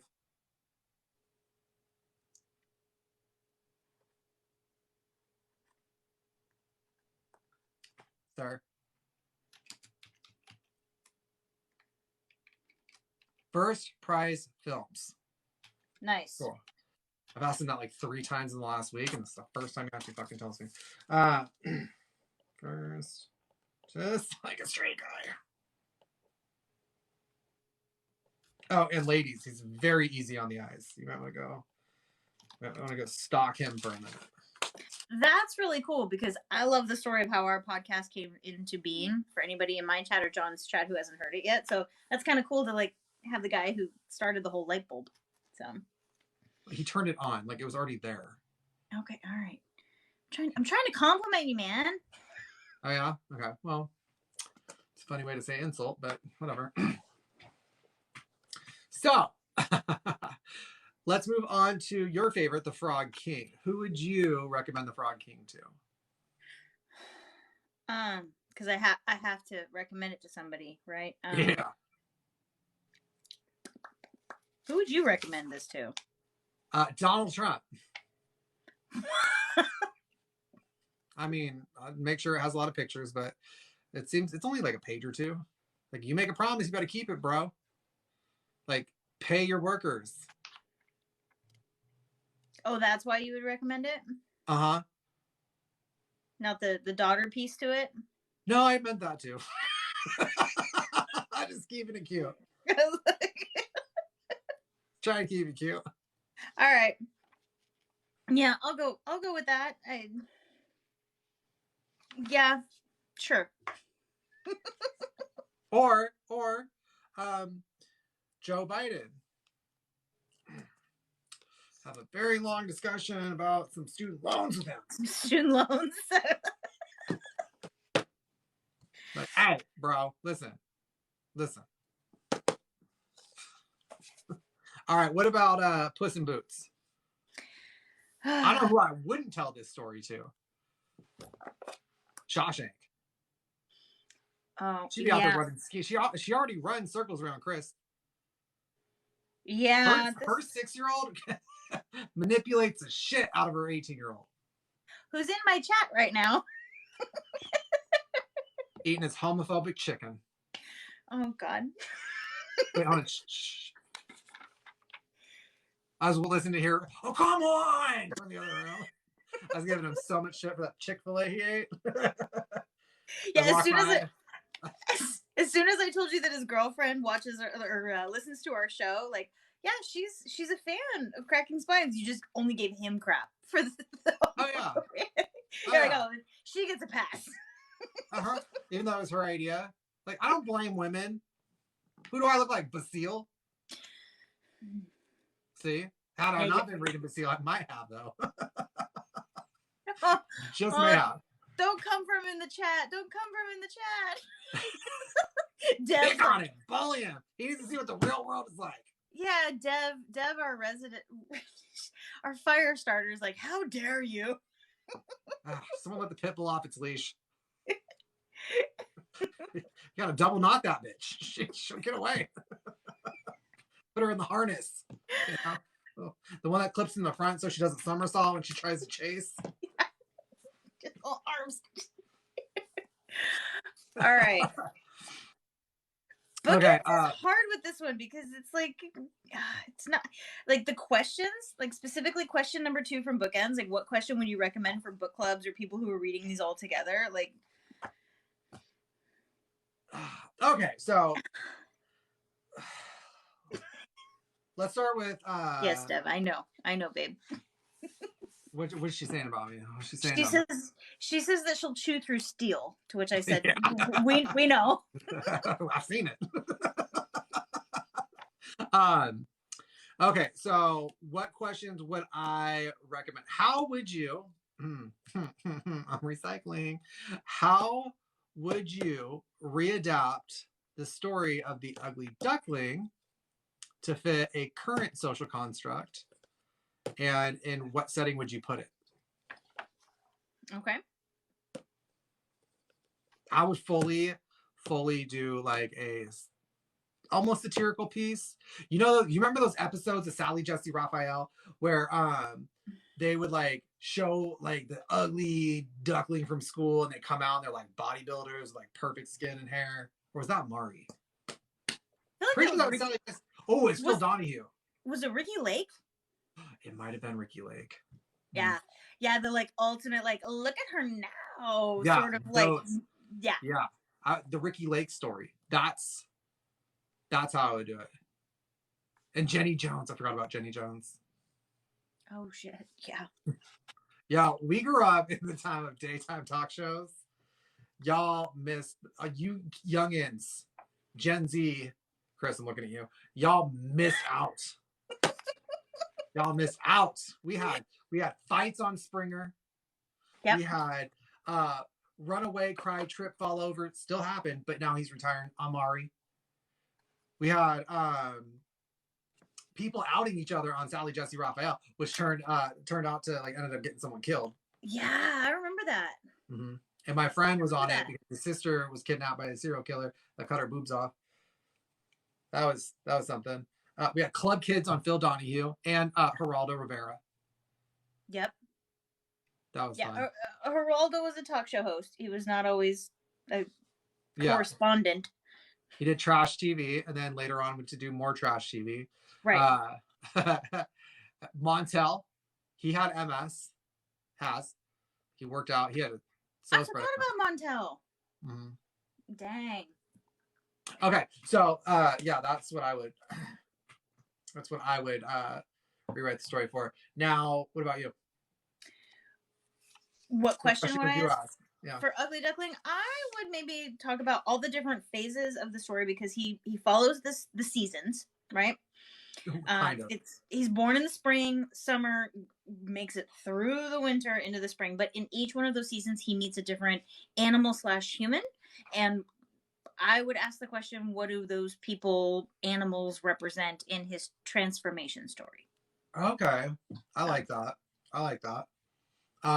Me coming up with something off the top of my head because I did not prepare bookends. Hunker Rain, I'm going to respectfully ask you not to bring up Marilyn Manson as it is a sore subject in her household with me. So, Guar was on Springer. Now I could talk about some cuttlefish. Wait, is somebody bringing up your Marilyn Manson, Mr. Belvedere? Well, someone just said, "What are you bringing up next, Mr. Belvedere?" Thank you. It's your man. Thank you. You finally agreed. Y'all saw it here first. He's in my chat. And he just said, "Oh, Mr. Belvedere." Yeah, he agrees. Did he switch over to your chat? He's been in mine. Yeah, he sure did. He sure did. You can tell me I'm wrong? When you two are done. Okay. Bring it back. He's just in here to antagonize me and get my blood pressure high. Yeah, so when he reads my labs to me, he's like, "Yeah, you're definitely going to die this time." Waiting for it. So, fun fact. I got a new, nurse practitioner, but doctor, physician's assistant, whatever. And they did my labs, and they're like, "Hey, all this bad shit could happen to you. Possibly, maybe. Just a warning or whatever." And I was like, I'm sorry, what? And then she did it at the end of her day.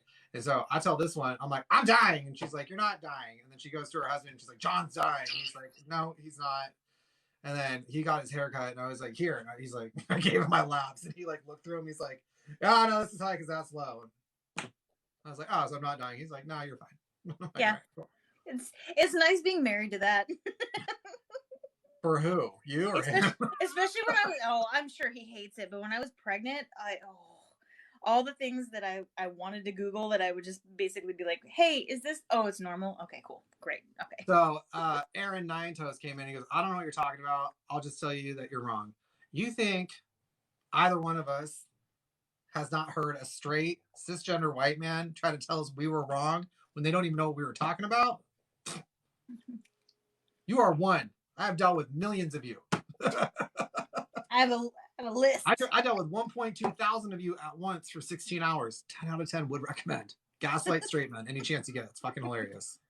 They think they're the smart ones. That was the best. I love that life. 1,200 men just fucking shattering. All right. So, Puss in Boots. Puss in Boots. What would you we didn't do the Frog King. The Frog King. What questions would you send to your book club? I'm gonna stick with, is this an allegory for a commentary on the female experience in those times? How does it relate? I mean, the whole experience of the girl going through this. I mean, sure, she breaks her promise and there's the integrity piece to it, but well, that's actually pretty interesting because if you look at it, and this is where we do more of the deep dive. So if you look at it, this story would be better told to a young man because it's about honoring your word, and a man is only as good as his word. It's an old expression, we've heard it forever. But they're willing to sacrifice a young lady in ways that they would never sacrifice a young man back then. So it kind of speaks to the nature of gender normatives back then and the treatment of the different genders. So a lot of these stories, it's always the young lady that's in peril, and the young man just kind of gets to do whatever he wants, however he wants. He gets to cheat on people, and if you tell on him, you can get killed, and that makes you a bad guy. Well, in her entire experience, if you remove all the commentary and the language around how she loses her ball and the frog, but her experience is being upset, lost, frightened. Her entire experience, if you just follow the story of her emotional state through all of this, and then her dad's like, "And now you're married," and she's given off to this guy who gets into this carriage and is like, "And now you're gonna go," her whole experience of the whole thing is, I don't love her character from the integrity standpoint, but I also don't love her experience in terms of having no agency in her own story, if that makes sense. Yeah, but also she was a little fucking brat from the beginning. So like, I don't think all the rest should have happened to her. I think she should have just lost her ball, and that should have been it. The end. Yeah, you shouldn't have been a fucking brat. And should have been a fucking brat. And the moral of that story is don't be a fucking brat. Yeah, don't be a fucking brat. You won't lose your little fucking ball. Your crown was worth more than that fucking thing was, and you were like, fuck this. People are dying, Kim. People are dying. Talk literally. About perspective. Jesus. The okay, promises she made to get her toy back. You can have my virginity. Oh, you're serious. Oh. Yeah, I wasn't. Can you run as fast as me? Nope. Okay, bye.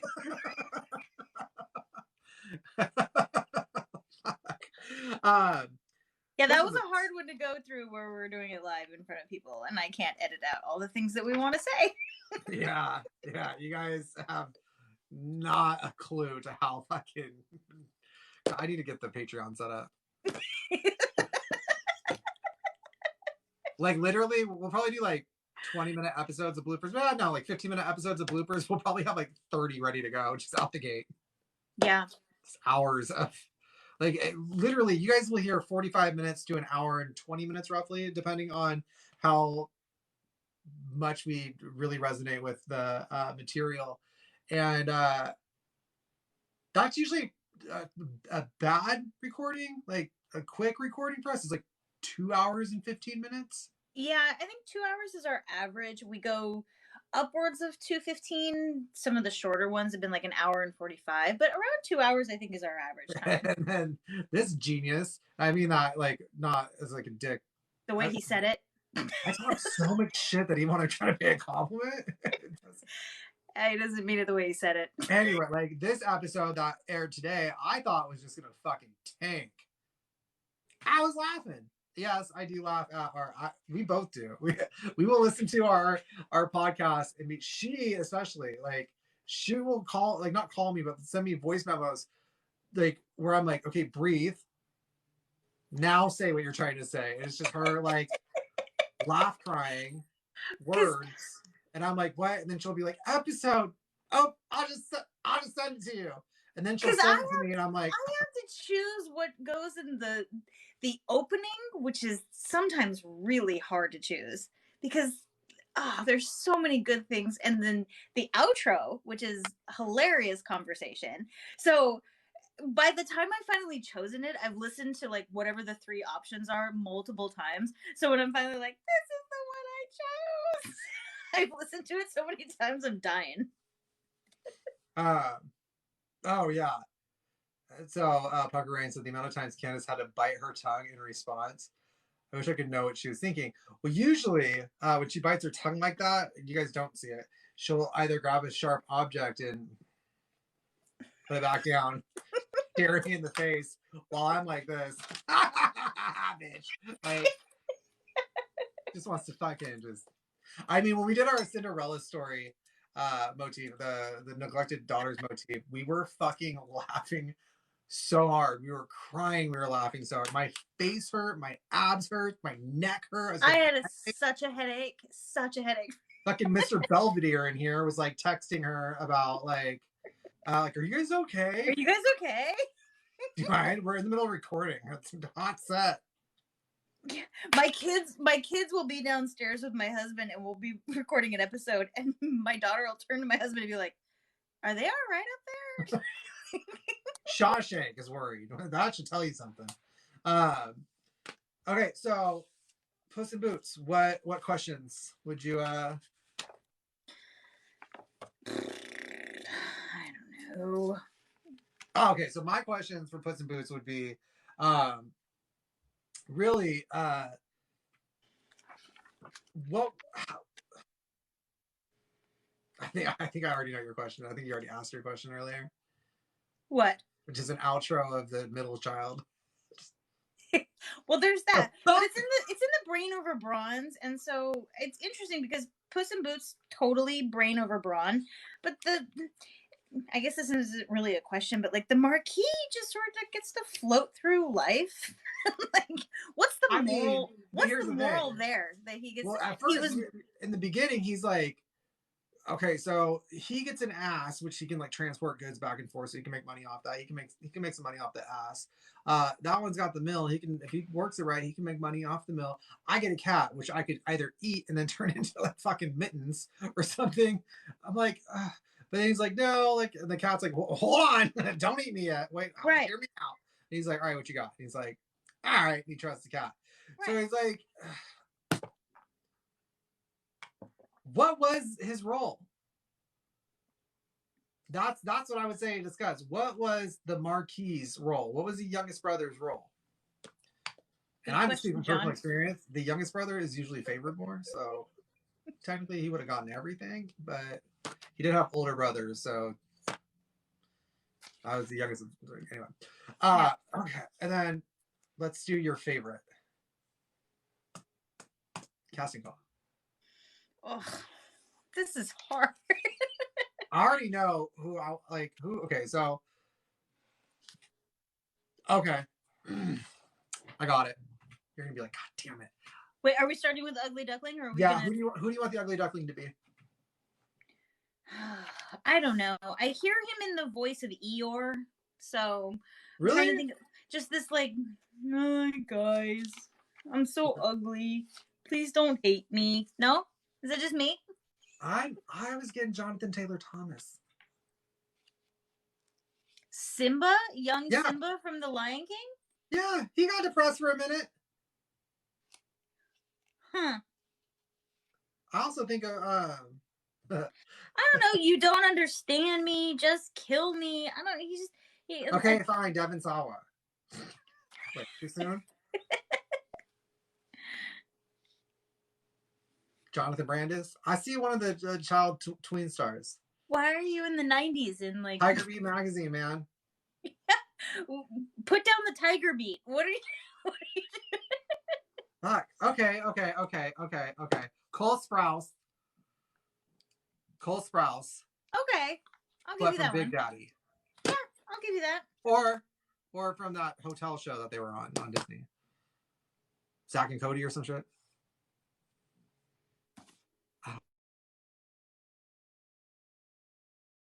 I was a Nickelodeon kid. I was cool. Yeah.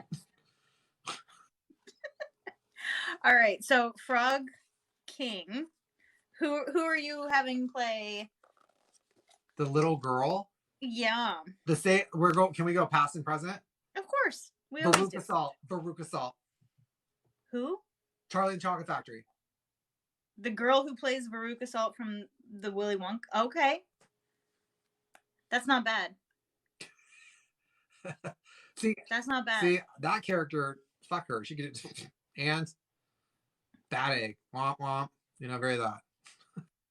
Yeah, but the frog. But okay, the frog, he's got to turn into somebody. Oh, John Goodman for the king. Right, John Goodman for the king. Right. The frog throws me off because I hear him one way as the frog, and then when he turns into some like 17, 18-year-old prince, I'm like, that's not what I was hearing in my head. The whole time he was like, hey, put me on the table.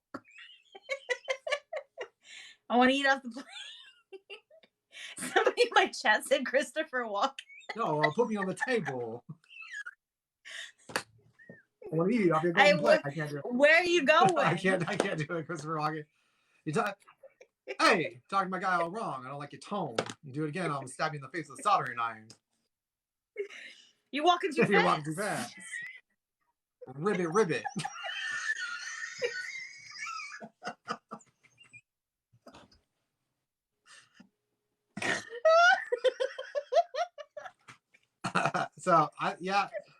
Someone said John Goodman can play a good psychological villain, and I think what they're getting at is probably his role in what was that movie?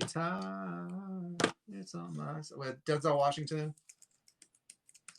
Oh, such a good movie. It was called Fallen. It's called Fallen. I don't think I saw that. Oh, it's so good. You have to watch like a couple other movies first that I told you about.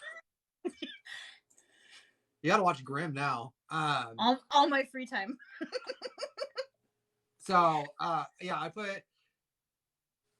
How do we come up with the cracking spine name? We will get to that in a Lil Nas X. Yeah, Lil Nas X. That's good. Piggy Beans said Lil Nas X with the Prince. Oh. But he's queer. He don't like bitches. He says that in his song. Yeah. He says that in his song. He's queer. He don't like bitches. All right, we're stealing your answer. I can't come up with anything better than that. Fuck, that's good. Damn, Jess Carroll said it's not an actor, but the frog is Arturo from Geek Love. Same vibes. Oh. Damn, Jess.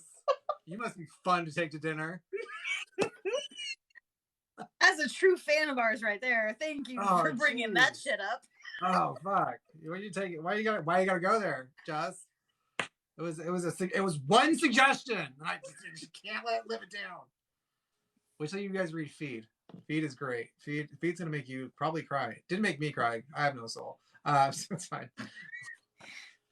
I lost that in the early odds back in West Hollywood. You can't talk shit with the big boys if you're gonna fucking have a soul. That's the quickest way to lose. All right. Puss in Boots. I'm gonna steal from Shrek. Antonio Banderas has to be Puss. I can't hear it in any other voice than Antonio Banderas. I wanted to, but I mean, you know, it's Antonio Banderas, so. I feel like Jon Cryer, but like Ducky Jon Cryer could be a good marquee. Really? I was picturing like Channing Tatum. Why do you keep bringing him up? Because he just has that like vacant expression. Who did I bring him up for the other day? That it was the same sort of character. Where it's just like, are you there? Like, I think you brought him up for Tommy in Never Let Me Go. Did I? Yeah, pretty sure you did. I thought I had somebody. Are you gonna check? Yes. Because I think you're right. I did bring him up for something, but that like vacant expression where he's just following the cat around, like, okay. Well, he doesn't really go. He doesn't go anywhere with the cat. The cat takes off and is like, "I'll be back." He's like, "Sure, I'll trust you." The one thing I inherited, run away. Sure, that's fine. Yeah. I'll Fucking wait here. Idiot. He's gone for weeks. I love that. Rob Schneider would be a good marquee. John Cena. The suggestions are golden. You can't see me.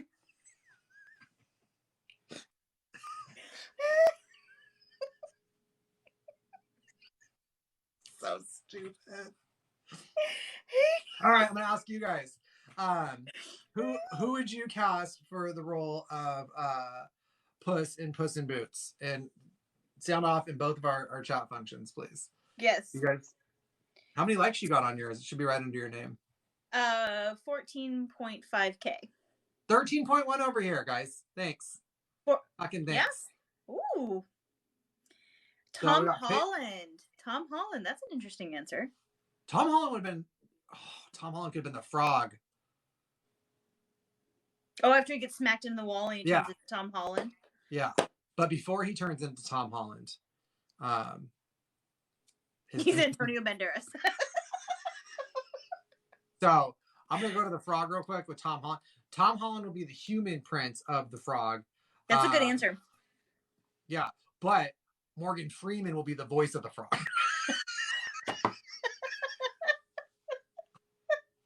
It's a fairy tale. It doesn't have to make sense. Just that scene when he's like, "Hey, what's going on?" And then he hits the wall and he turns into Tom. And then he pops up as Tom Holland with a British accent. Because, you know, Tom Holland has a British accent. Oh. Okay.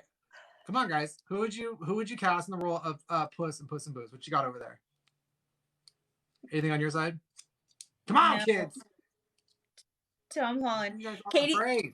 Katie says, "Can we not have so much mayonnaise in our choices?" Yeah. I mean, I think we've cast. Do we? Oh, I'm saving her. I'm saving her for a good role. Who? Tom Holland's girlfriend. Zendaya, but yeah. Ooh. I'm saving her for a good role, and it's going to be. I'll give you a hint. It's going to be when we read Toni Morrison. Okay. Do you have your choices for feed? Mm-hmm. I have one choice for feed. Is it Titus? No. Oh. I haven't cast Titus yet. You haven't? I haven't done Violet yet. Violet was fucking easy.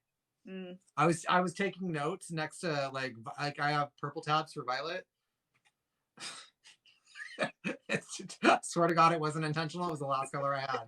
Purple is my least favorite. Purple's my least favorite color, so I avoid it with my little tags.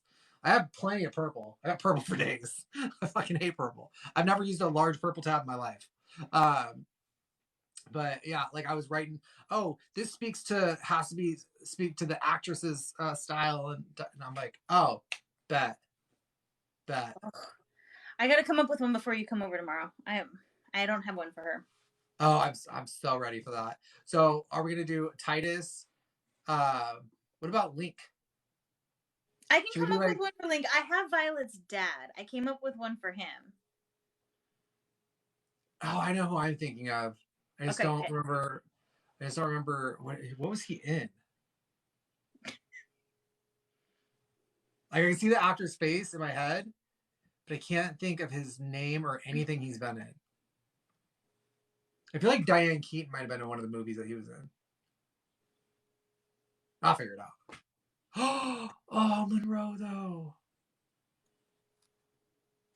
Yeah, Monroe. I'll figure it out. But I think we should do, like, what's her name? Quandra? Is that her name? Quendi.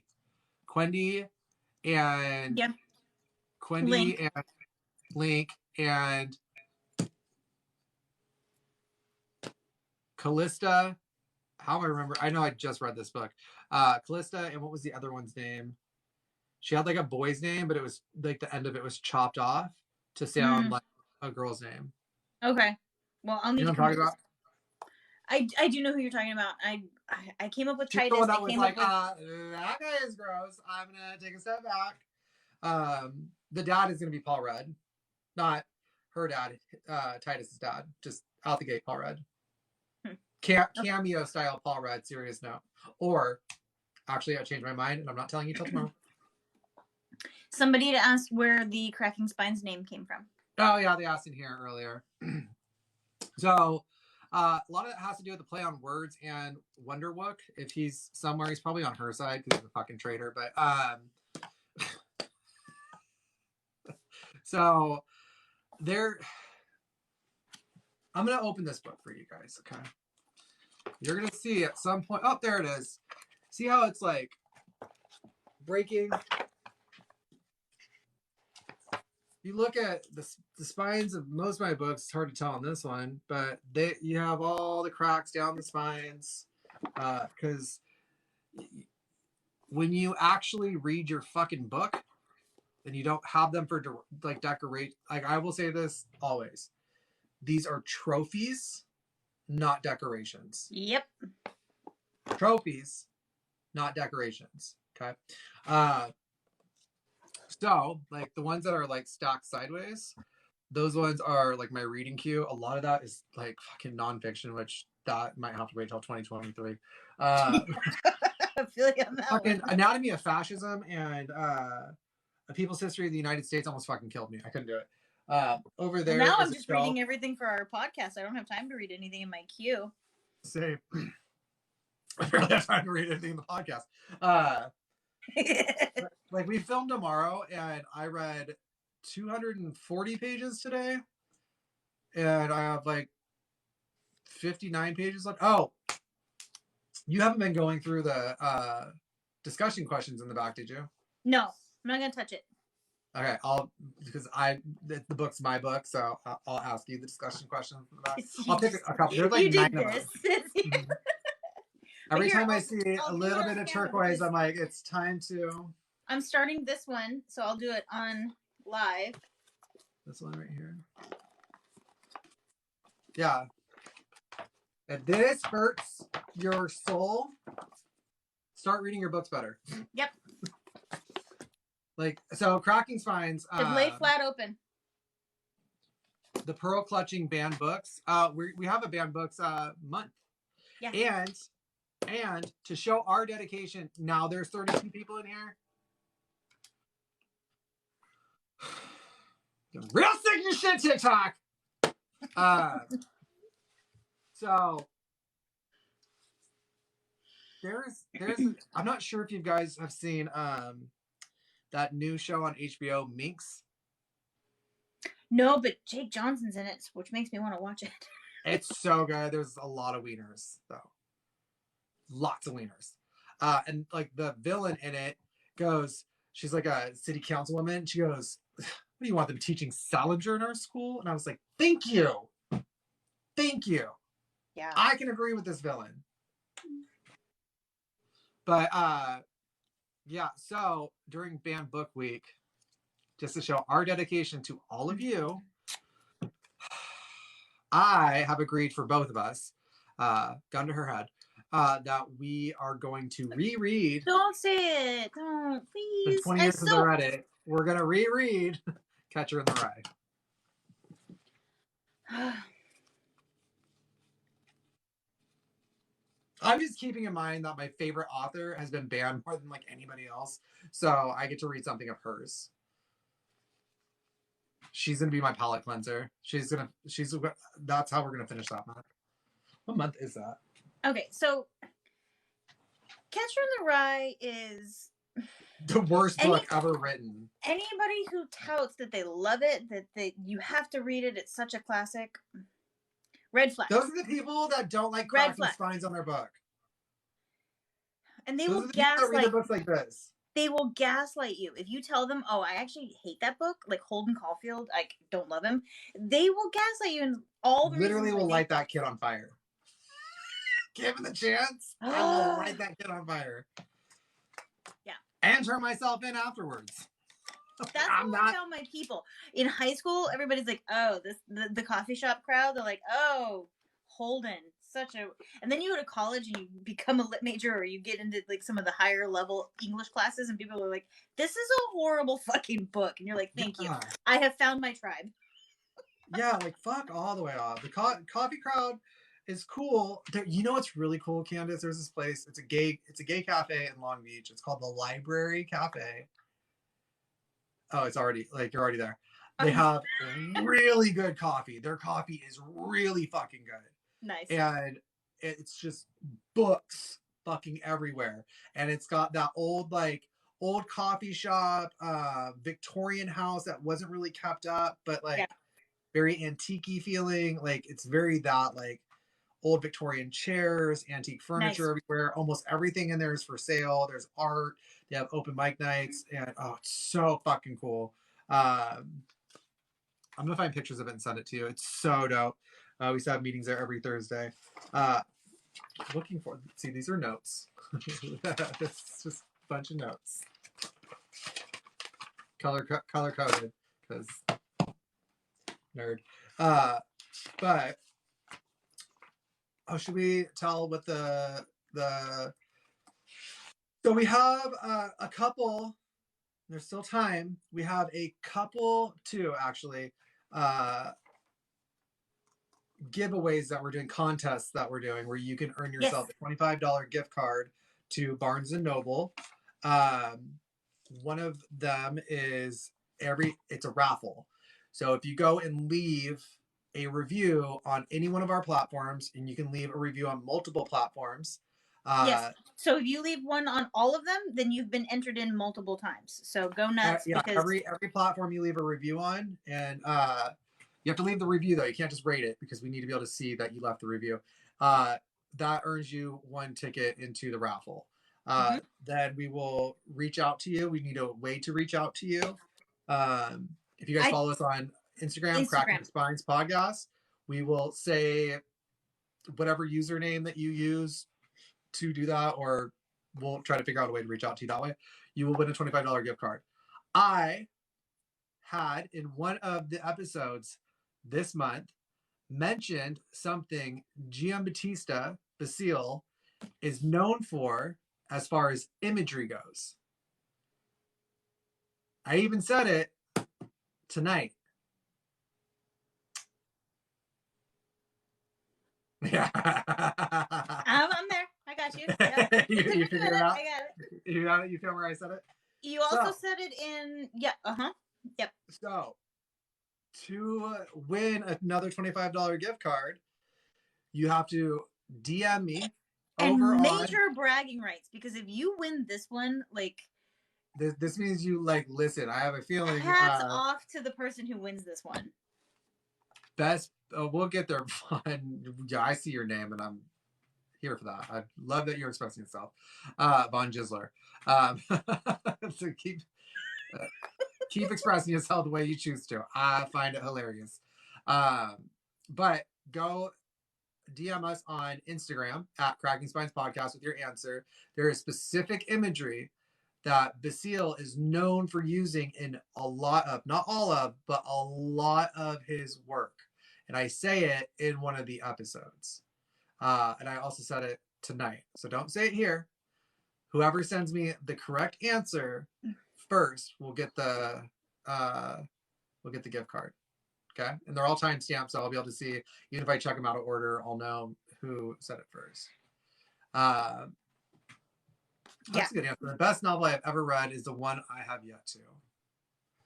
It's a cop out, but it's good. Best book I ever read? Easy. This is the best book I have ever read. Aww. This is A Song of Solomon by Toni Morrison. She got me this hard copy for my birthday this year. And I opened it to find that she found me a signed copy. And I immediately started crying. Which made me go, what'd I do? I'm so sorry. She didn't think I had that emotional capacity. Yeah. Cry from like a good moment. But that's the best book I've ever read. Yeah, he started crying from his hollow tin chest. It freaked me out. I know. She's like, you okay? Why are you leaking? Are you all right? I broke him. So, yeah, we have 2 contests. One contest is go leave a review. Honest review. Say what you want to say. Like, we're not asking you to leave us a specific type of review. Leaving a 5-star review is not going to mean you're going to win over someone that left a 3-star review. Don't be a dick. But, like don't do it to test. But leave reviews, and every platform you leave a review on, that's an entry into the giveaway. Yep. Have I read Swan's Way? Not yet, no. So next month, which the book list is up on Instagram. Next month, we are covering... I put it in the Discord today, too, by the way. What's that? I put it in the Discord today, too. So if anybody wants to... I made a Fate of Spinning text in the Discord. If you guys would like to join the Discord, message me over on Cracking Spines Podcast on Instagram, and I will give you the link. Yeah, so you guys can discuss the stories in there. You can get really mad about them. You can get really into them. Like, you can be happy about it. People can tell you you're wrong. You can tell other people they're wrong. Just make sure you have textual evidence to back up your statements. Don't be dicks to be dicks. What was I saying? Oh, April. About, huh? April. Book list. So April will be coming of age stories. First, we're going to be discussing Never Let Me Go, which Jon loved. I'm gonna have to edit out. I'm trying really hard to contain my feelings for that book right now. I'm gonna have to edit out so much of him just gushing over the characters and the beefs. In fact, don't even edit it. Just post it. Just post it. Don't even edit it. Fuck it. All send. If ever you wanted to join the Discord, it should be to hear Jon probably rant about Never Let Me Go. If you ever see me the most in the Discord, it'll probably be over this book. So then that'll be on the 2nd of April will be Never Let Me Go by Kazuo Ishiguro. And then on the following weekend, on the 9th of April, we will be covering Feed by M.T. Anderson. She will be a blubbering mess. I will be laughing at her. And then on the 16th, we will be reading Where the Crawdads Sing by Delia Owens. That book right there.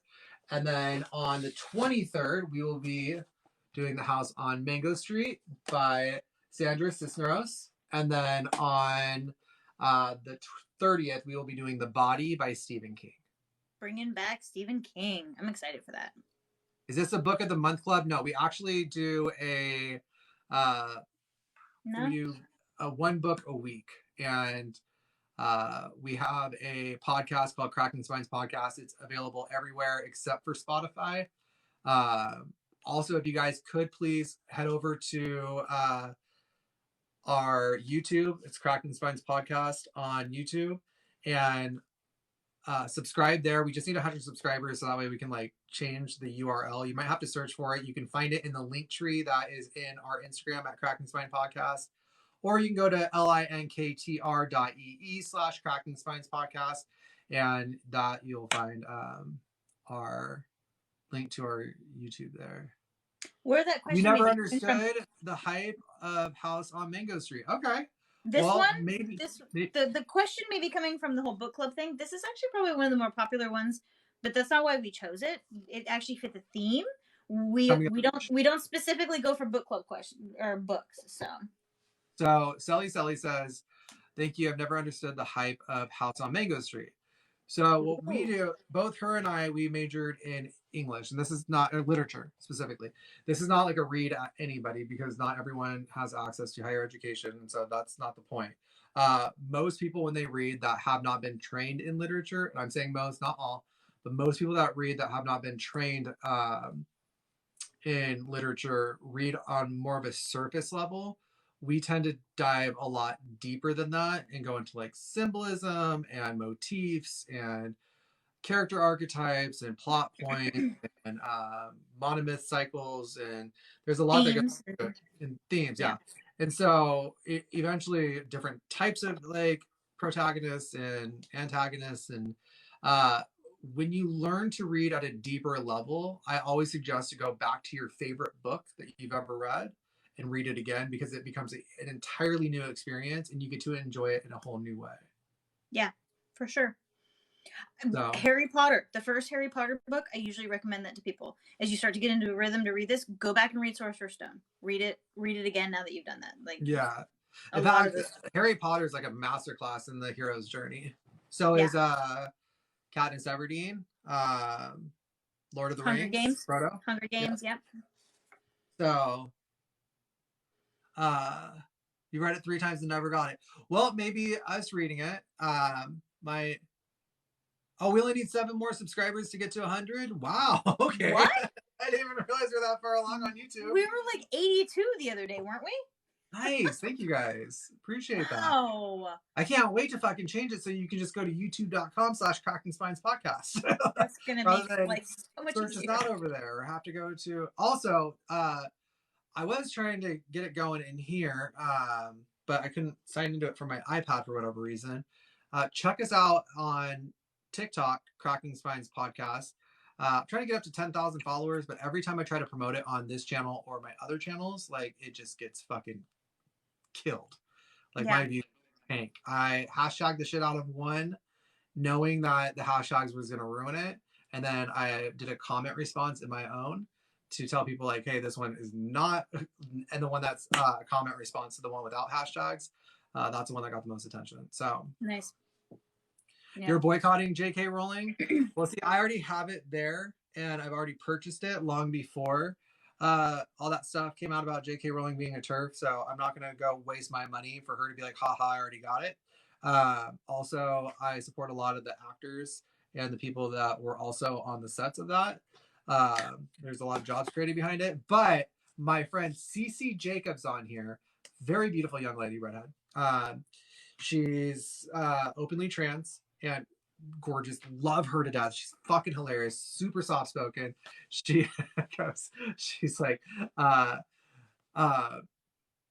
J.K. Rowling's publicist after Putin came forward supporting her.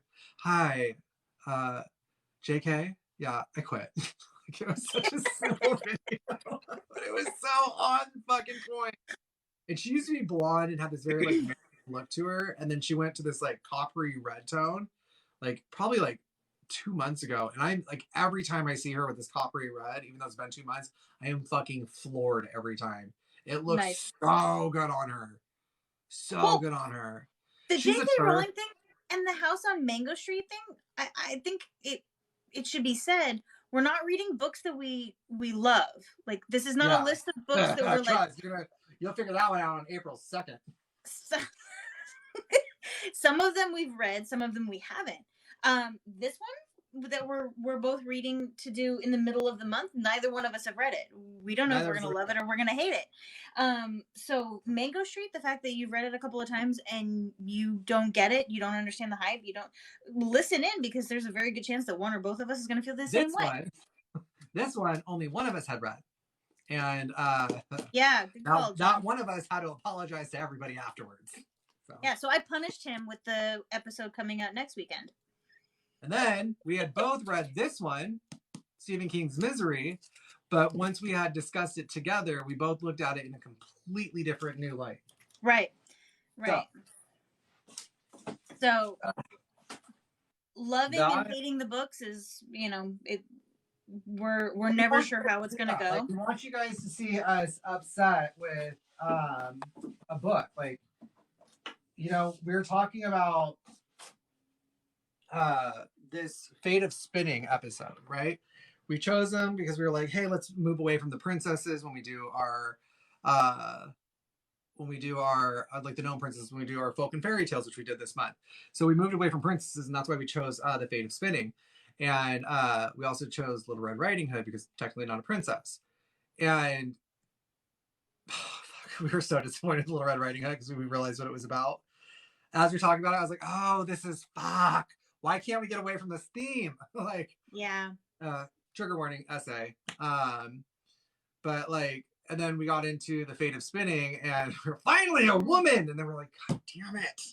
I have this is an amazing question in my chat.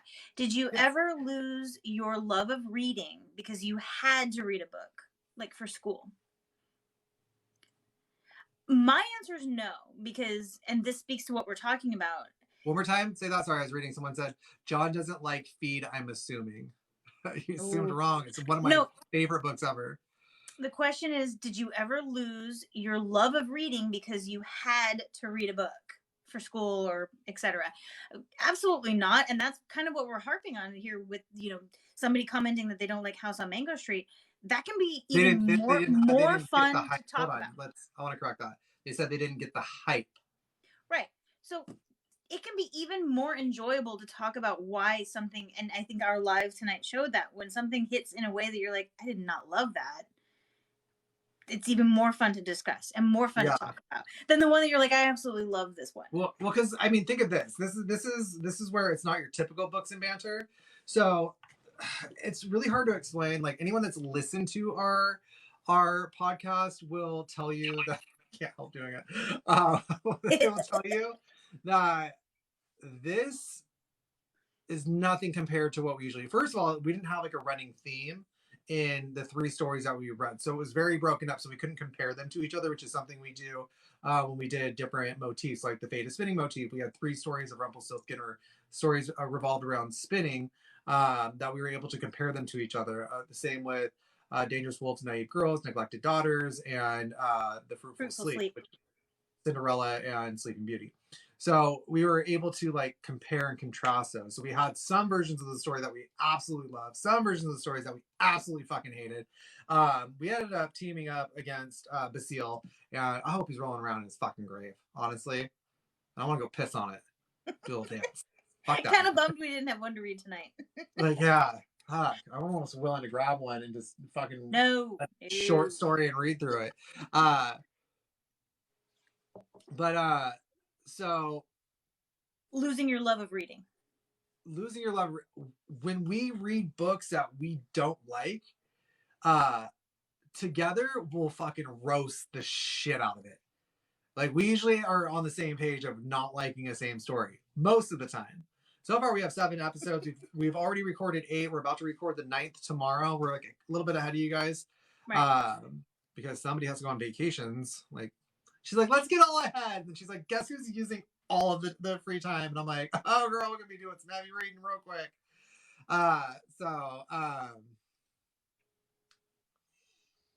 On my side.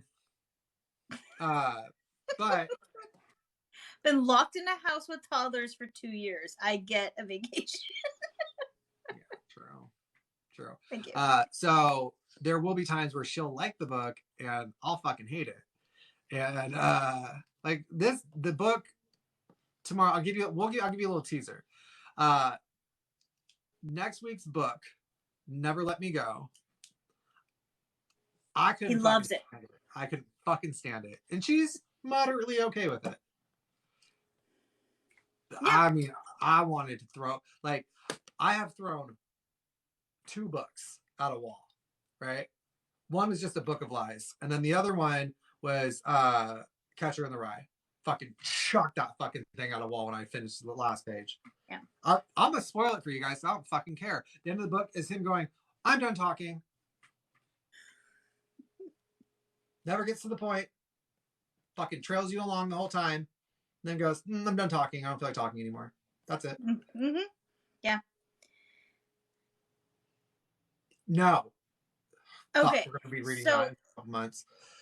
So Sarah says that she's the one that asked the question about losing interest in reading because of what you had to read for school. And she says, I think it was just that the books weren't interesting to me. And then we also had timelines to read them within. And that's a very interesting thing to point out for people like us who basically had to read. How many books do we have to read like on our way to class where you're just not finding them interesting I get that. I totally understand being assigned a book where you're like, you have to read this book. Whether or not you like it, you can get 100 pages in and decide that you hate it, but you have to finish it because you have to come to class and you have to participate in the facilitation. So, what? I can tell you a little secret that as when you're a more experienced lit major that we're good at, sometimes we don't even read the material and we can lead a fucking discussion on it. I've done it.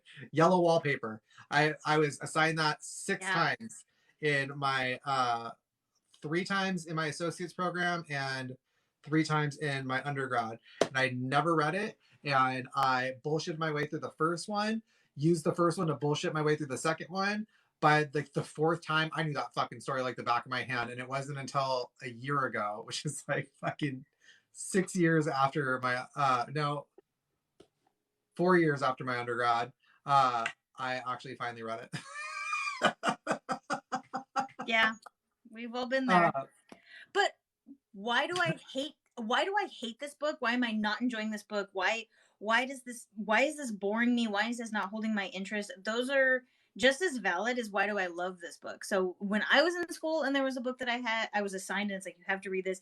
It's like, you know what, my essay, my facilitation or whatever the assignment is going to be on whatever theme, motif, whatever is like, I'm not enjoying about this.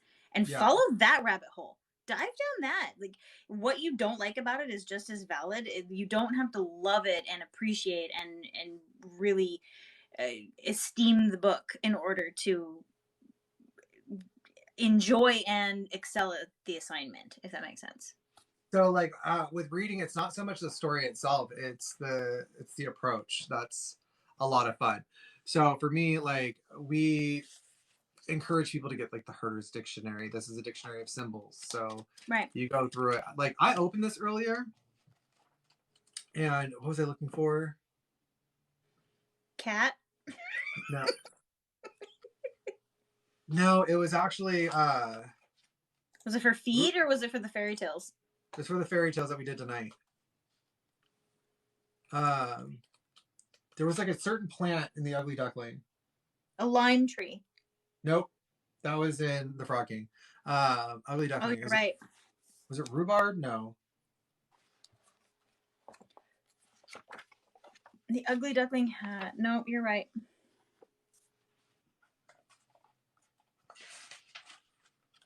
This is the long pauses I edit out of the episodes. Yeah, we do this a lot. This happens frequently. But you're right. It should be on the like first page, second paragraph, third paragraph, towards the bottom of the paragraph. Deep moat.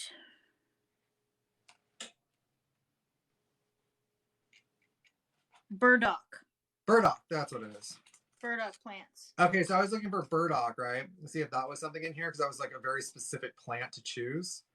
And so I was like, oh, going through here. Yeah, cool, burdock. No, but you know what I did find?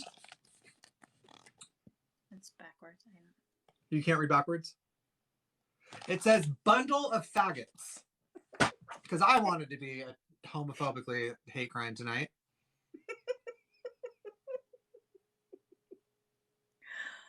Like you couldn't say a bundle of sticks? You couldn't say a bundle of sticks. You threw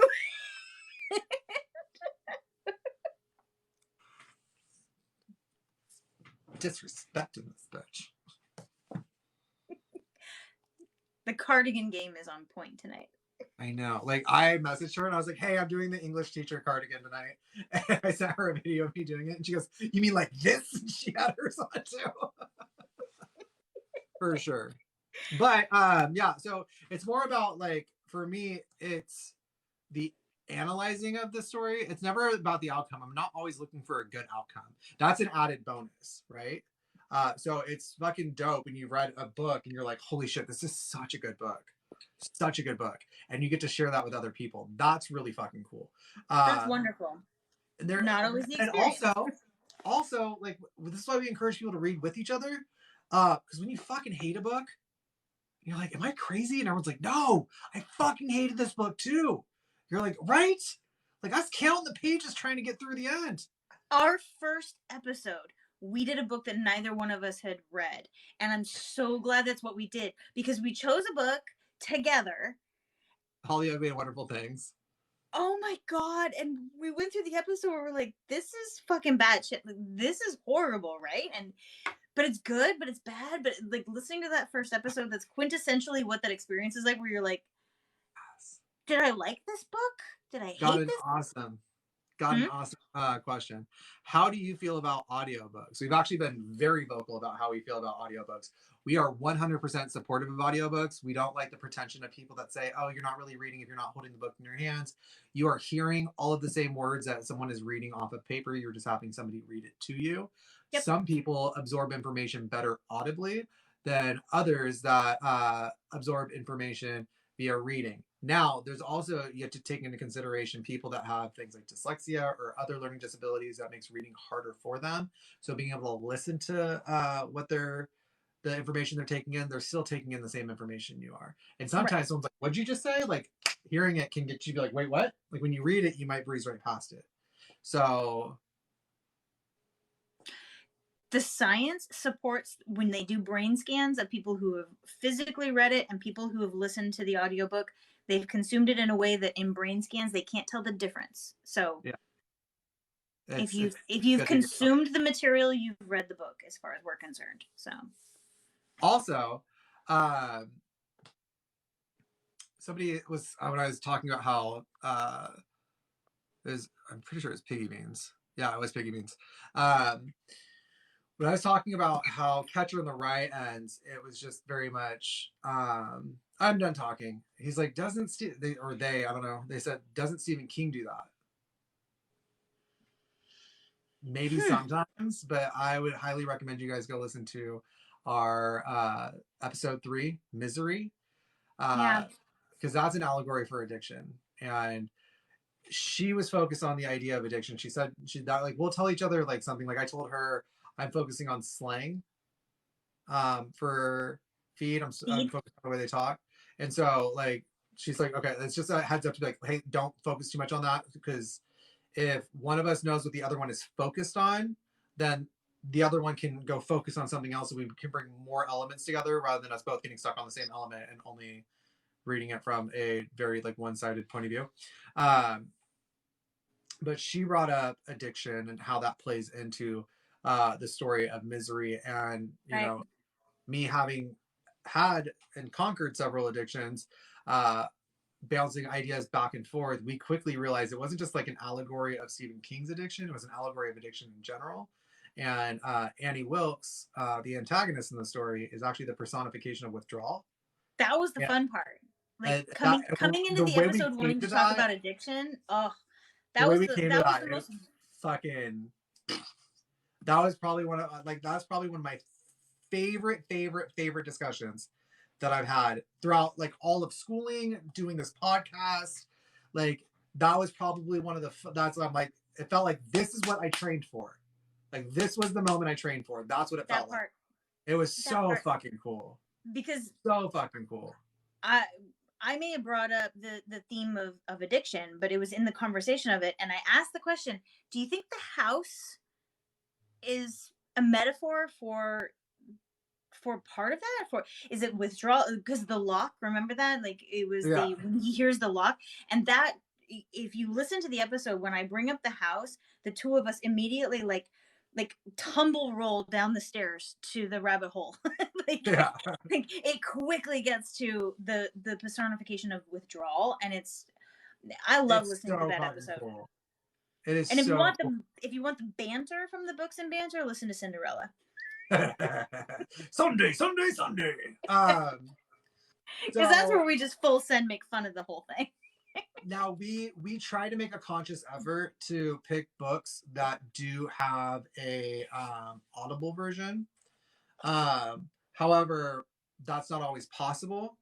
We have just started to team up with an app that it's kind of pricey. It's for a year, but you snap a photo of the page and it reads it to you. It's great. So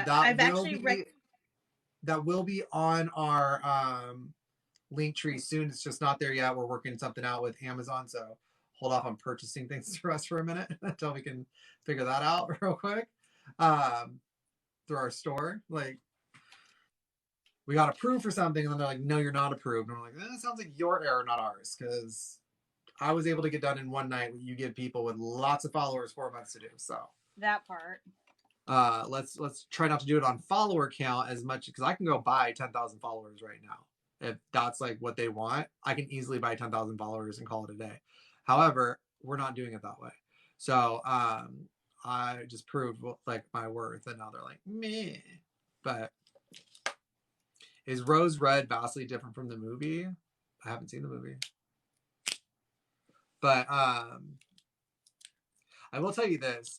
So Feed from April, which would be on the 9th, coming of age story. Feed actually is a great parallel to Philip K. Dick's Do Androids Dream of Electric Sheep, aka Blade Runner. And I will say that Blade Runner the movie and Blade Runner the book are so vastly different. They took the same story, but they told it in 2 completely different ways. So the story is told in the movie, it's told as an action story, but the book is an existential crisis. So those are 2 completely different ways of telling a story. Like you look at the androids in the movie as you gotta hunt them down and kill them and action and they're dangerous and this and that. But in the story, he sees the humanity in them, and at that time in the story, they had like electric pets because they didn't have real pets, because that's just how it was then. And so how we dream of sheep, or we count sheep to sleep, the question was like, oh, are they so human? Like he's starting to see humanity in them, and he's supposed to decommission them or kill them. And so Feed is so easy to read. It's, I mean, such a great read. It's a quick book, and it feels so mediocre. Like the writing feels mediocre, but the story is so good. Yeah, my kid just started it. Good. My 18-year-old just started it, so he's gonna probably finish with it by now. Huh? Probably finished with it by now. I'm telling you, it's like 2 sittings. I think you said this in the Discord the other day, that when somebody was like, I don't know if I'm ready for like a full-on novel chapter book. It's like, no, this, of all the books we've done, it's larger print, not super large. It's probably like 11 point or 12 point versus your normal 10. And it's like, I feel like it's double spaced. You have like 1 inch margins on each side. The margins are fucking like you have this much text on a page this big. Like it's, do you have yours near you? Yeah. Just give them like a little brief look at it. Oh yeah, you just found out The Giver was a series of books. Don't mean to break it to you, but the 3rd one fucking sucks. Yeah, see how it's like the margins are huge. Like usually those little tabs that you see in there, they will overlay on the ink. Like you can fit the full tab in between. Oh yeah. Like it doesn't even touch the ink. Oh, so someone brought up The Giver, which I'm sure is It's a quick read. Normally we're like, you know what, it's fine. Don't read the book. We'll recap it for you. Don't stress about it. And the same can be said for this, but if you're going to give one of the books that we recommended a try, this is the one to do because it's quick. And it's not just the margins, it's, let me find. Amelie says that looks like quote unquote 5-page minimum formatting. Yeah, where you get like random little, where it shows the feed. It shows like it gives you like a perspective of the feed. So Sally wanted to know if she could join the Discord. If you guys want to join the Discord, head over to Instagram at Cracking Spines Podcast. All one word, Cracking Spines Podcast, and then just DM me there, and I will send you the link. I'll send you the link tonight. I made a lot of notes in this book. It's gonna be a good episode. Well, American Patriot, if you wanna read again, you can follow us. What we do, so at the beginning of every month, we release the reading list for that month, and then at the beginning of each week, so we already have. At the end of each month, we release the following month. So we've already released the reading list for the month of April, right? Keep everybody in. That's fine. And then each week, so what would be 20? I would say 27th. Yeah, on the 27th, or the Monday before it's Saturday. So I want to say it's the 27th. Okay, so for example, we release them at the end of the month, like the entire book, show each book what the cover looks like, so that way you can get the exact same one as us. So that way, if we were to reference a page number, you'd be able to find it. So say feed is going to be on April 9th, right? We're having Never Let Me Go on April 2nd. So on April 3rd, I will put up on Instagram feed. That's when you would know, okay, feed is the one we're going to read for this one. Then on April 10th, I would put up Where the Crawdads Sing on Instagram, so you know on the 16th, that's what we're reading. On the 17th, I'd put up The House on Mango Street, so you know on the 23rd, that's what we're reading. And so on the 24th, I'd put up The Body by Stephen King, so on the 30th, you know what we're reading. So we try to give you guys like a week in advance, so that way you guys have a week to read the books. The books are usually like anywhere between 200 to 400 pages. We do throw some novellas in there. You guys can follow along with us. You guys don't have to read the books to listen to the podcast. You can just listen because we recap as we go. We kind of give you an idea of where the story we're at, and then we do deep dive in certain areas, because there's a lot of filler in books that kind of just fluff up the story for you, that we can just be like, okay, like take out the parts that aren't important. This is what it is. Now let's explore that. So yeah, the body, you're excited. Amelie says she's excited to see the body on there. Yes. I was like, we did Stephen King at the end of February, and I think it would just be right to put it at the end of April, because if you're going to do coming of age stories, the body is that is a coming of age story. I'm excited for that one. Are we going to do any poetry, or is it all novels? This one can't stand poetry. I do have a really good book that you might like. Oh my! Know your strengths, guys. Know your strengths. It's not that there's anything wrong with poetry. It's that I just found.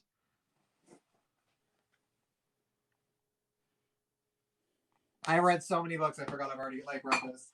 Well, I know I read it, but I forgot I had it. This is really good, and it's a Newbery Honor book. It's a National Book Award winner.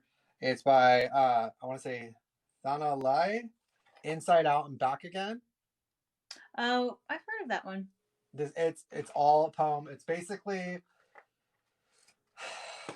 Moby Dick, but like not Moby Dick. Like it's the whole story is a poem like Moby Dick. What do you call that? There's a name for it. But that's like a good one. Plus I have, Norton's Anthology 5th edition of poetry. That could be done. I mean, like, I don't know what we'd go over, like The Dream of the Rude, The Wife's Lament. Oh, yeah. Again, there's nothing. It's not the poetry itself. It's just know your strengths, and that's not one of my strengths. I had a great I had a great professor that he's like, I have a PhD. And I'm like, in poetry, calm your tits. But he went through the Riverside program. So UC Riverside, you actually go from high school straight into your PhD program and you get your honorary associates, undergrad, graduates, and then your professional degree. And so.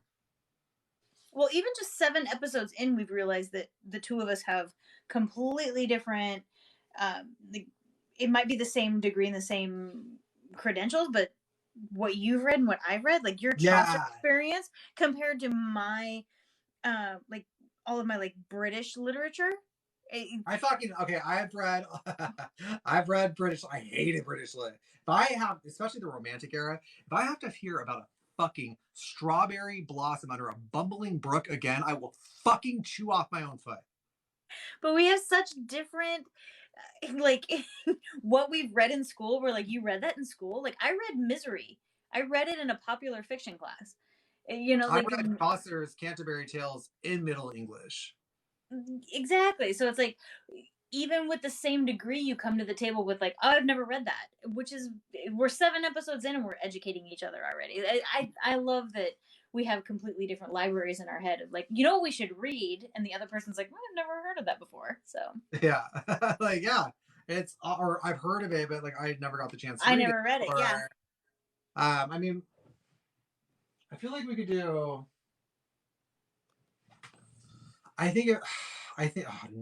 nope, not willing to do that one again.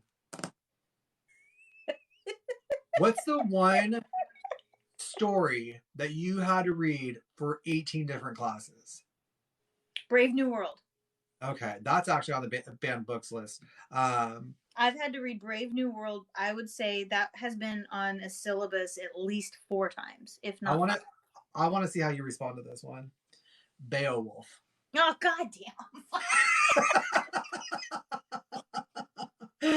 Fucking every English major has read Beowulf.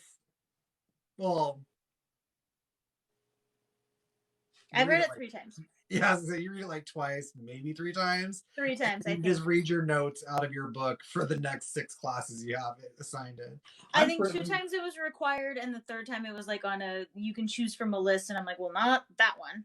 Yeah, fuck that very much. I'll pass.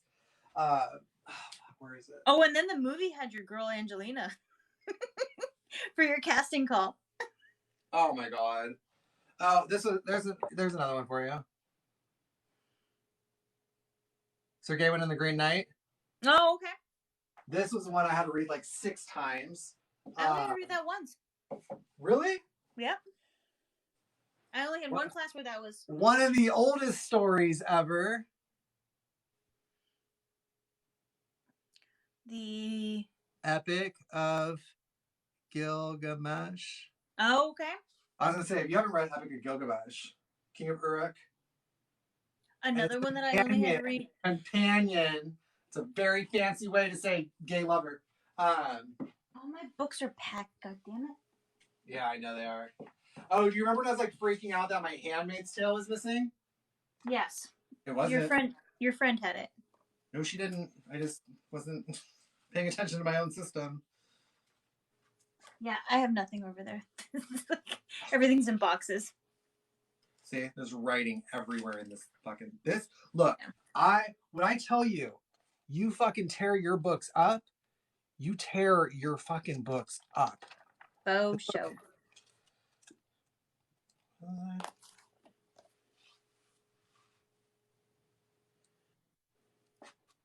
My favorite chapter is the last chapter. Historical notes. Nobody realizes that's actually the final chapter. When Handmaid's Tale came out, when the show came out, I had so many people that were like mom friends or people that I knew, that coworkers that were like, are you watching Handmaid's? And my response every time was, I read it in college, and back then it pissed me off. I don't know if I'm in the headspace to watch the show now. Because the show ran away from like the point that I knew the story to be. So see, and I don't even know any of that. I just know that I was enraged as a 22-year-old reading it way back then. And in the political landscape that we're in right now, I don't know if I'm in the headspace to watch that show. Though that was always my response. Like, I don't know if I'm ready to dive into that. This is so for those that haven't read the book, that when that show came out, nobody could find that book. And I'm like, I got a copy. But what, the very final chapter is called Historical Notes. And a lot of people think it's just some like college discussion that's just thrown into the back of the book. It's not. It's like literally the point of the book. So the story is about taking women's agency away from them. Right. Right. And it's told through the narrator. What's her name? Offred or whatever. It's told through the narrator's perspective. But the story being told is found on tapes that are found like 100 years later. So there's no way to corroborate the actual story. So then the conversation in Historical Notes becomes, was the narrator a reliable source, right, or were they not a reliable source?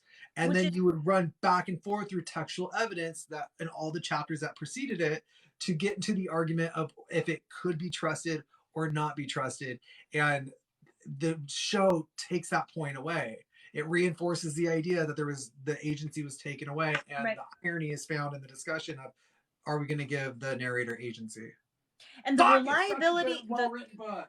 That was whole such a well-written book. The reliability of the narrator is something that should always be in the first-person narrative novel. Something that you think about as soon as you open it up and you realize this is being narrated by one of the characters. And next weekend's episode, we talk about this specifically.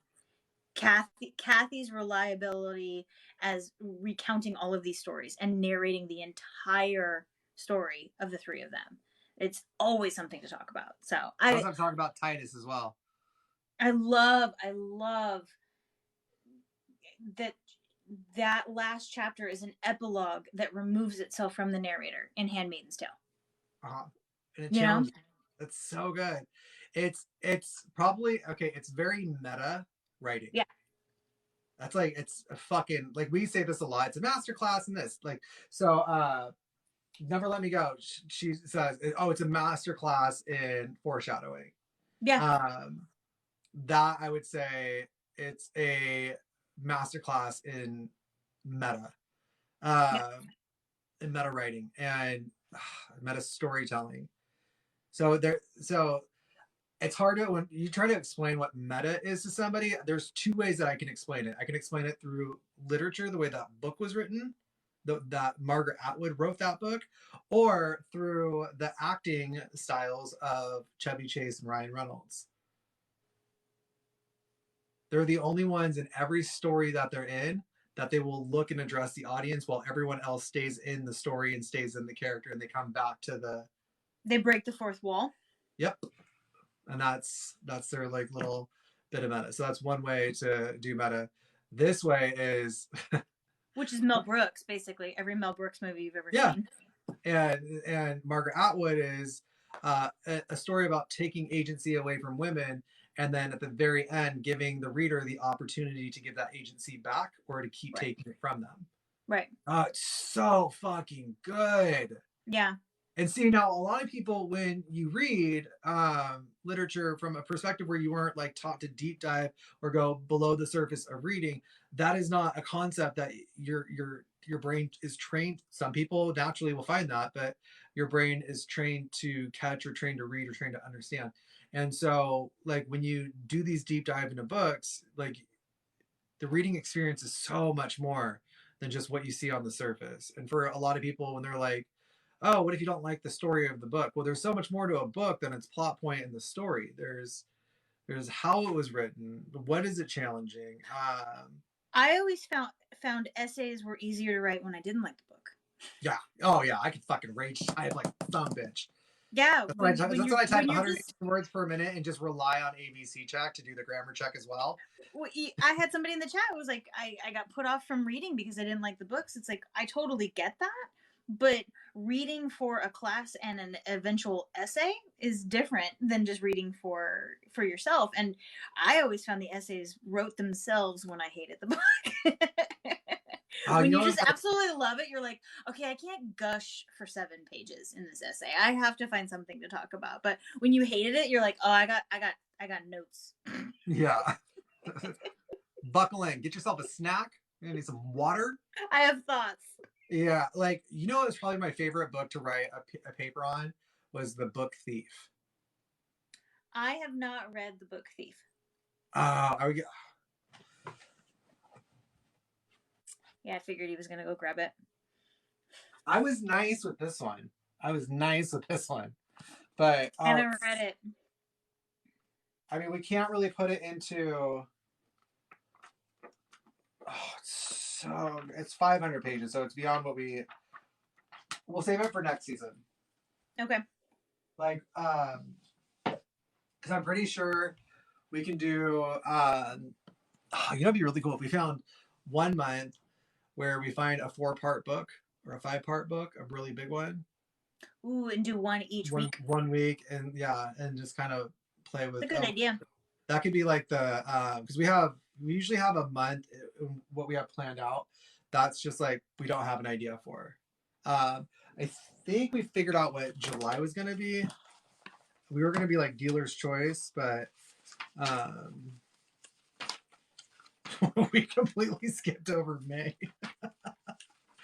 We wrote out all the months. I wrote February, March, April, June, July, August, September, October. She did the exact same thing in her book. Just skip May. Yeah, I don't know how we did that, but we're gonna need to talk about it here because we're about ready to start choosing some books. Yeah. So April is coming of age. May is gonna have to do with mothers in some form or another. Maybe. Let's talk about that.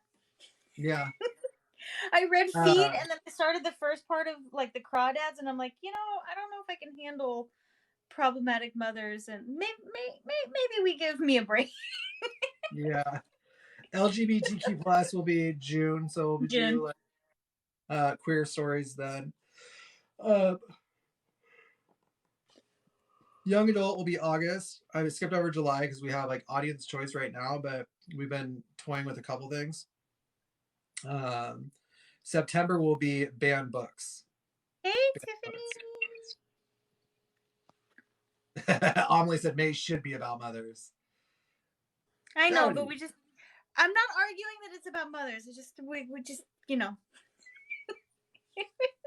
Someone just said about mothers, the world according to Garp. Oh, write that down. I'm writing it down right now.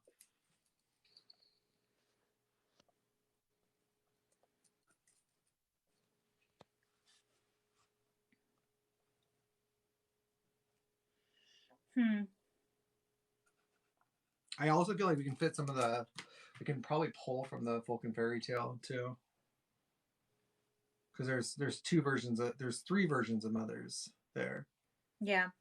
4, actually. You have the loved mother, the beloved mother, the evil mother, the beloved stepmother, and the evil stepmother. You have 4 types of moms there. Be refreshing to hear the beloved stepmother. As a stepmom, I hate the evil stepmother thing. Well, Basile. But I know Basile's the world. Okay. So I put that down. Anybody else have any books that remind them of their moms or mothers or? Be kind, because I have to read it and then talk about it on air. If you can get her to cry, I will fucking love it. I'm gonna stab you. Go get the switchblade I gave to Shawshank. Yeah, that's like under her pillow. No, she hid it better than that. I told her where to keep it. Gotcha. Great. Her 6-year-old, I call her Shawshank. I was like, oh, I'm gonna go show her my new toy. She's like, no, you're not, John. I'm like, why not? Come on, it's fun. It's what I use at work for cool. And just like that, John lost the ability to ever babysit, ever. So, anyway.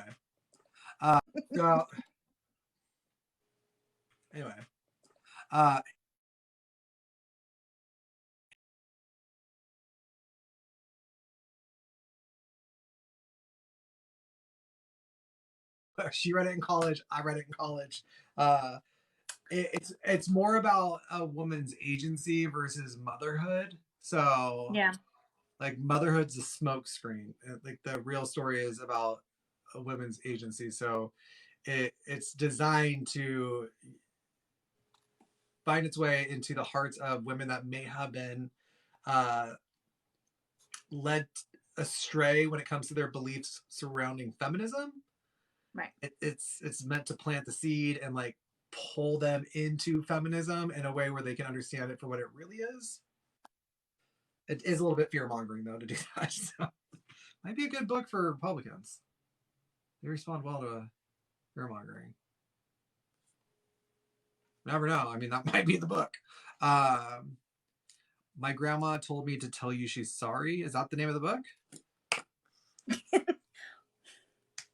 Because I mean, I never stopped to get her name. I just right through the crosswalk.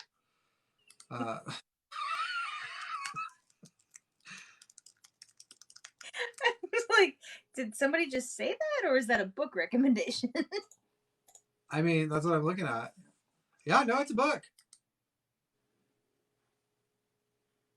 I'm looking it up right now. Okay, no one cares about my Prime benefits, and they're on hold because I chose not to renew after you guys were fucking giving me the runaround. Oh, it is 400 pages. It's just at our mark. Frederick Bachman. Hold on. You guys can actually see how Candice and I choose books.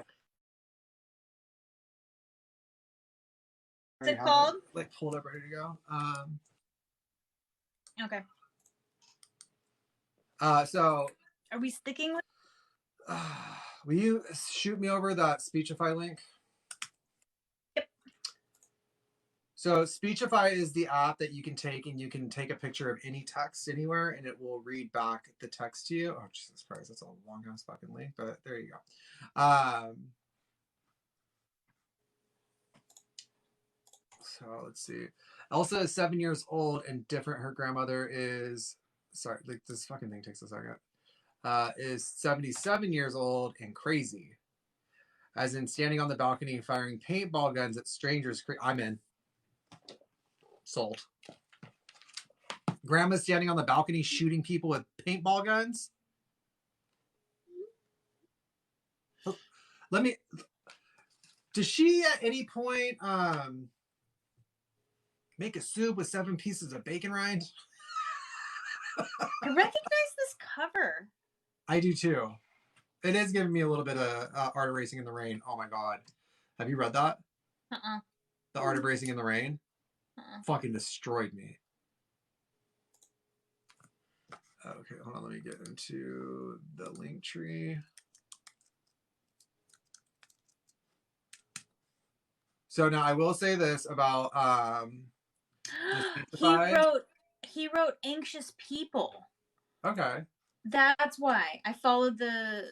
Okay, so this guy, all of his covers look the same. Well, same-ish, but he wrote Anxious People, which I read not too long ago. Okay, I like this guy. Growing old would be a good theme.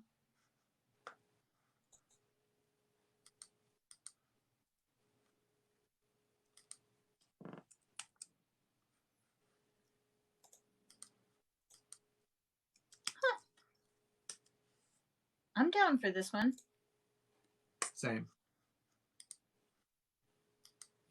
Oh my god, my computer's being like super mega slow.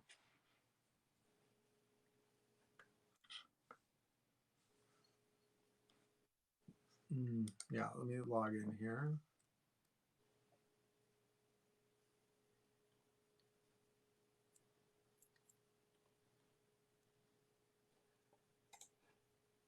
Everyone's like, growing old, facing death. So, fucking Art of Racing in the Rain is a really good book for facing death, but like I can't read it right now because I have an elderly dog, and it's about a dog that's ready to go, and it's from the dog perspective. And I started reading it about 6 months before my last dog, this one, before she passed away, and I was like, nope, can't do it, and I put it down. And then after she passed away, I was having a really, really hard time with her passing, and I forced myself to read that book. And I literally cried for about 4.5 hours afterward, just like a mess crying, like locked myself up in the bathroom, lights off, sitting on the floor on the cold tile, just fucking just letting it all out. I have never felt so good after a cry, and it like helped me like come to terms with it big time. But that was rough. That was rough. I'm okay with like Kiki and Friends says I think growing up would be a great theme. I do too. I mean, it's coming around off of coming of age stories, but still, my grandmother asked me to tell you she's sorry. This looks really good. And it does. we should find a theme to fit around this one.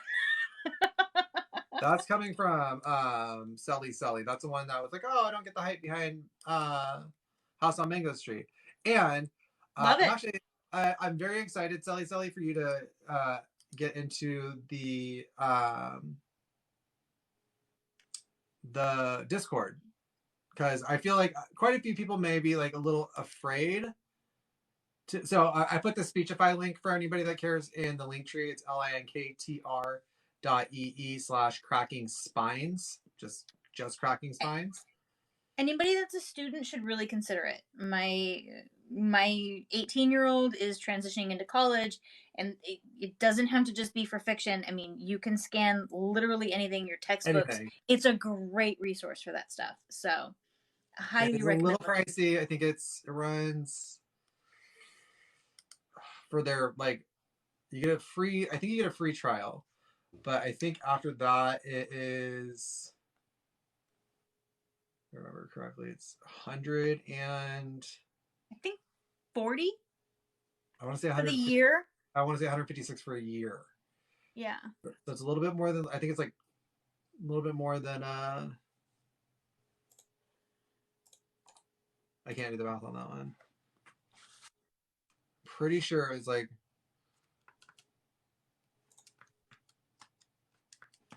so it's like $13 a month when you break it down.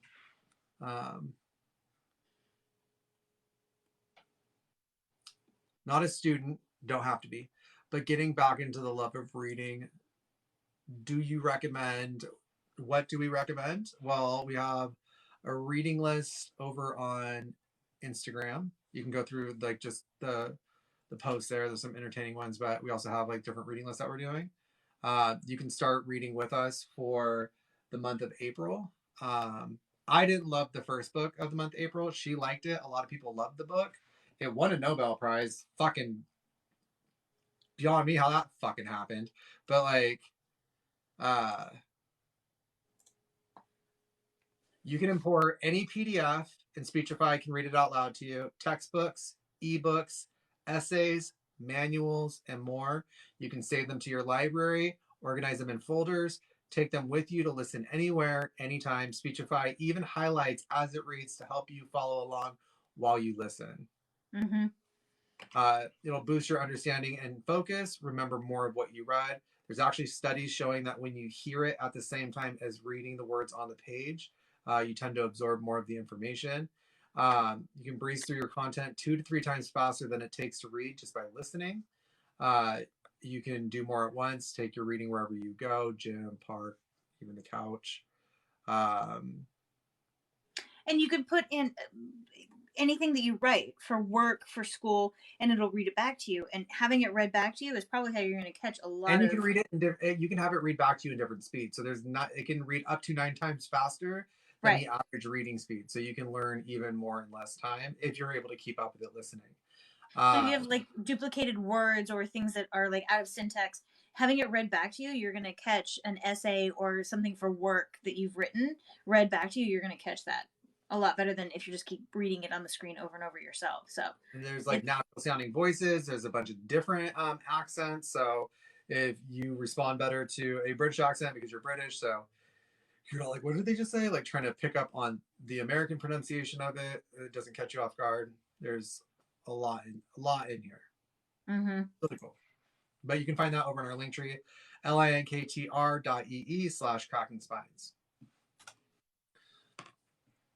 So what was that book I sent to you called?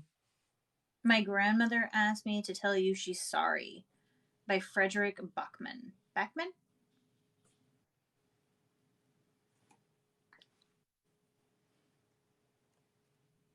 They could be real dicks one day and have everyone read Crime and Punishment. Oh. It's one of my favorite books. It was one of my favorite books for a while. Mine too, but wow, that discussion. Well, first of all, just skip halfway through the book and then start discussing the story. Yeah. So, okay. Hey, Sin. Oh, Sin. Oh, Sin's blue hair is fire. It's so cute. I love blue hair. As a blind person, I need this. I'm telling you, go to the link tree, check out the link. It's a really cool resource. We wouldn't be recommending it if we didn't think it was cool. Amelie said sanity, insanity from the point of view of a narrator. Yeah. Ooh, yeah. So the thing that people need to realize with Russian authors, when it comes to Russian literature, is that they spend a lot of time building up the descriptions of like the scenery, the scenes, the rooms, the physical furniture around you, like the plants, the pebbles on the ground, what the characters look like, how they move, the way they express themselves, like I'll even get to like the cadence of their voice. Like they get into like extreme detail. So when they say, I was running to this place and I passed Bridge X and the tavern that we all know is upstairs, and I still have an image of the awnings that hang over the top of them, what Bridge X looks like, down to what plants and rocks are like right up against that first post you would turn to. Like it fully develops the picture. So like the first half of the story, it's half telling you the story, half building up the imagery. And then once you get about halfway through it, it's just all story from there. And you're like, it's like a climb uphill, but then you just fucking bomb downhill the whole way. It's a lot. I didn't really and you can't skim over it and you can't skip it because like Crime and Punishment, the wall is a character. If you don't read that, you're like, I was just talking about the wall, just talking about the room, talking about that part of the drywall in the corner of the space, but it's so important. And I know what he was wearing in that moment, and I know like he's wearing that black pea coat. It's more of like a car coat length. But the inclination to like speed read and skim over that because we're talking about the wall is such a detriment when you're reading something like that, because as it starts to speed downhill, you're like, wait, what? If you weren't paying attention to that incredibly slow trudgery, like uphill build up to it. No, I actually love that book, but it's a lot. I love it too. It's a lot to talk about. In the House of the Dead, that was another really good one. Dostoevsky.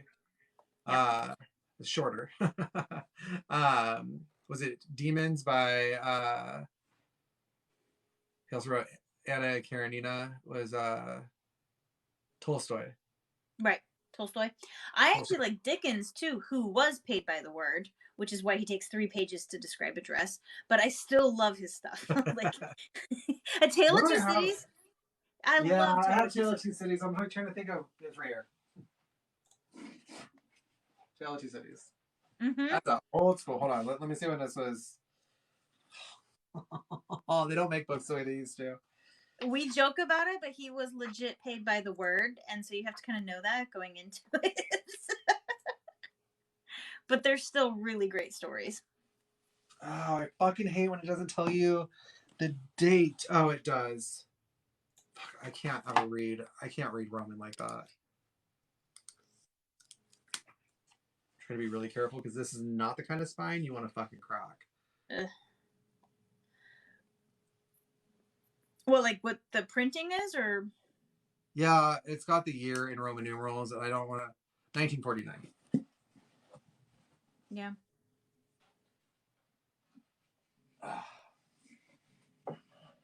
Yeah, Dickens is good. So this is Best Loved Poems, Jane Eyre, The Last Days of Pompeii, The Adventures of Tom Sawyer, The Last of the Mohicans, Tale of Two Cities, Three Musketeers, Selected Essays, The Vicar of Wakefield, The Luck of Roaring Camp, The Scarlet Letter, The Sketchbook, The Tales from the Hills, Best Love Poems, Tales of Mystery and Imagination, Ivanhoe, Treasure Island, Ben-Hur, and 20,000 Leagues Under the Sea. It's such a cool collection.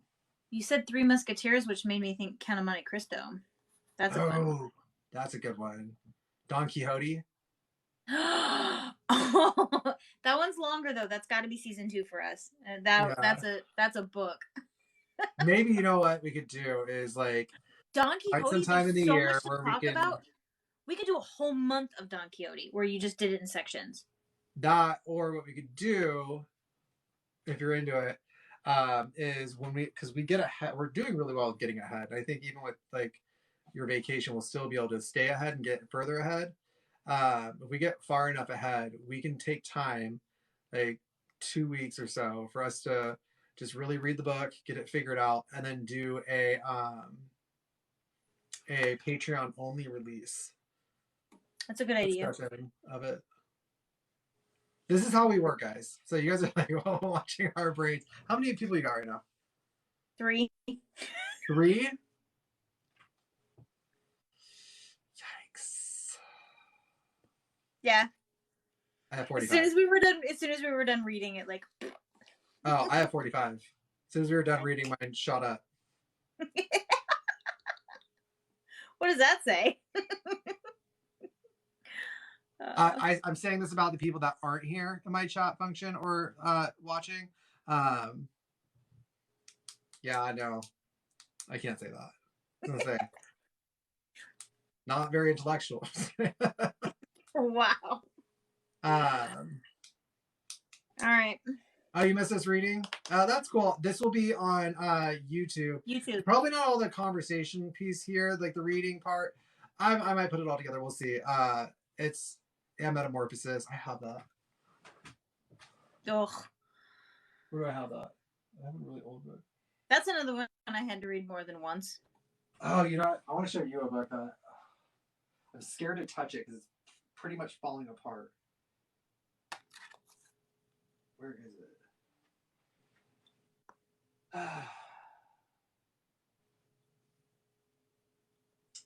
Milton Cross Complete Stories. That's not it. Oh, here it is. Is this it? I think it is. No. That's Keats and Shelley, but no. Did it disintegrate? I just don't know that it happened already. Like, where is this fucking book? Oh, is this it? Oh, this feels like it. It's right next to a guided. What this on?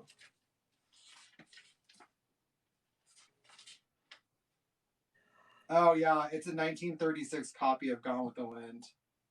Oh wow! It's like, look at that. Is it it's got to be a first edition, right? I believe so. Hold on a second. Oh, look at that! I love those. I have. Oh.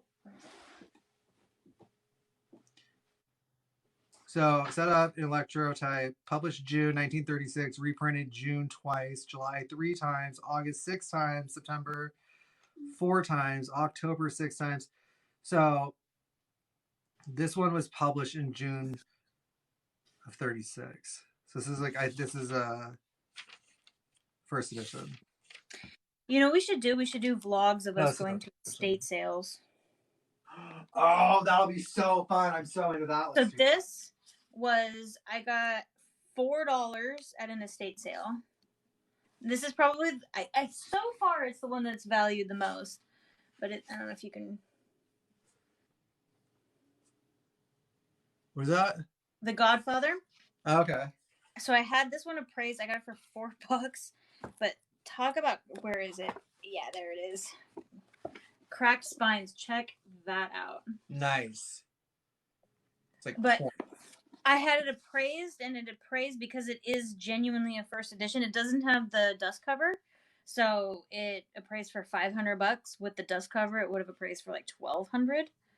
But he said the cracked spine decreased the value, but I just adore what that that looks like for everybody who can actually see the mesh that's in there. So. My favorite, hands down, my prized possession is this right here. 1946 edition of Lewis Carroll's 1946 special edition, Lewis Carroll's Through the Looking Glass. Through the Looking Glass? Oh, so jealous. It is. Ooh, look at that. Look at that. Look at that artistry in there. Oh, it's so good. Hey, Mac. Macaroni. Awesome. Mac Attack. It is. Oh, let me get to the page. Special edition, 1946. Wow. I think this set together is $1,500 for the set. Yeah, this is I just got y'all. This is my prized possession right here. What I love is if someone came into my house to steal shit, they would not think to come in here and take my books. I hear that. Well, again, Lord Lytton. Okay. Estate sale, $3. People don't know, like, we seriously should start a vlog on this. People don't know what to look for. Like, there's so many books when you go to an estate sale where you're like, okay, well, this is worth a lot of money. And they're like, yeah, $1, I guess. It's an old book. You're like, would you take 50 cents for it? And you're like, I'm like, okay. I feel dirty. I just run to the car. Hurry up! Put that shirt down. Let's go. They might catch on to me. Old book smell. So good. It's so good. Like, I have books that, like, after I'm done touching them, I have dirt on my hands because you can't properly clean them without destroying them. So my husband, every now and then, when he'll come in here and he smokes, or he used to smoke, like weed, he turns on the heater all the way up. And I'm like, no. And I like turn it down, and I have to open up my window and let some of the moisture into the room because it'll dry out. And it's like you have to have like a good moisture balance in your library. Otherwise, it just ruins your books. If it gets too hot, the glue in some of the older ones starts to like deteriorate. So yeah, it's no fun. But yeah, we should do that. That would be so fun. You know, it'd be cool to take a fucking trip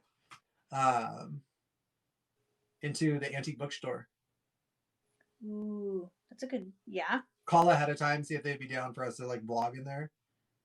That's a really good idea. Usually they don't care, but like if you're like, hey, we do a podcast and we're gonna do a vlog that'll probably be on. I would put it on Patreon first for like a week or two, give everybody like easy access to it, and then then put it over on YouTube for everybody. That's a good idea. Yeah. Plus, you know, we're kind of loud, so if we could have the place to ourselves, that'd be nice. Yeah. Hey, I think you might want to just close it down for us a little bit. We gotta get a good vlog camera though. Hey, you guys, go buy Speechify. Buy us a vlog camera. That's how we can pay for shit. We need to set up Patreon. Yeah, Patreon's gonna be it. I mean, it's not that hard. You can do it or I can do it. It's up to you. I think you should do it, and I'm gonna do the website. Okay. Because that's a Blueberry thing. The website needs to be set up, and that's through Blueberry, which is our hosting. So it organically makes sense that falls on my plate.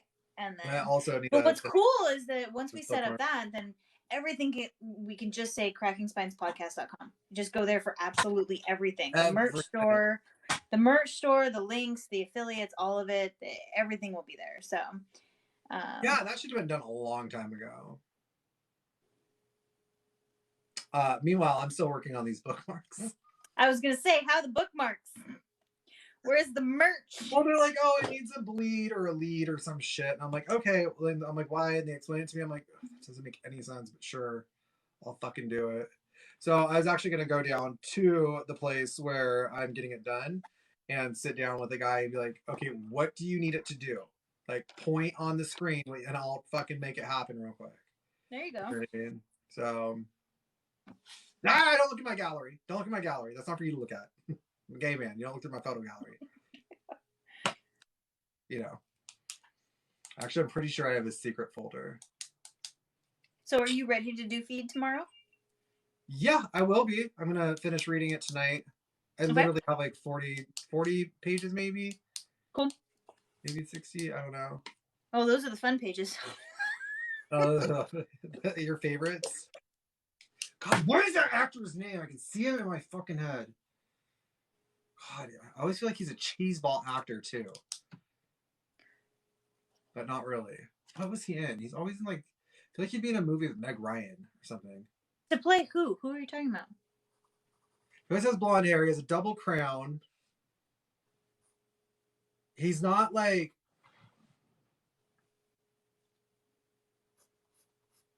He would play the love interest, the male love interest, but like in his late 40s, early 50s. Not Kevin Kline, but kind of looks like Kevin Kline. I can't think of anything he's been in recently. He has like sandy blonde hair. What has he been in? I can't remember that. That's what I keep telling you. Woody Allen, no. We're all frantically trying to guess. Woody Allen could probably play the frog in The Frogging, if you know that story. Kevin Kline, but not Kevin Kline. Yeah.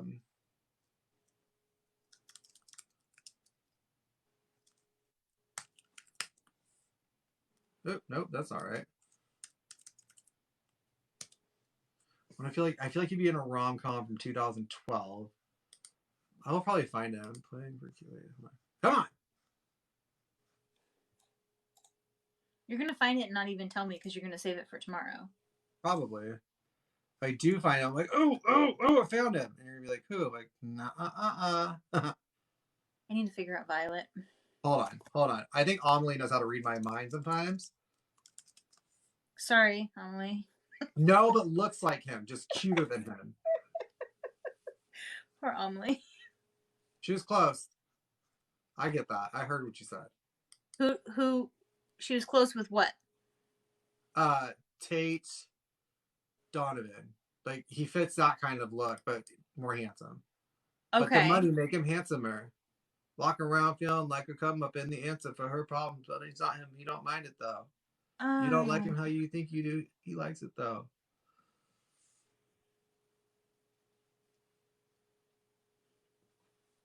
What would he be in? He's romantic, like think rom-com.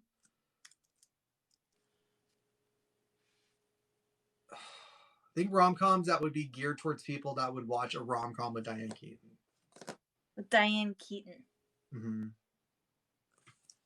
Now all I'm thinking is Jack Nicholson, and that's not the answer. No, it's not.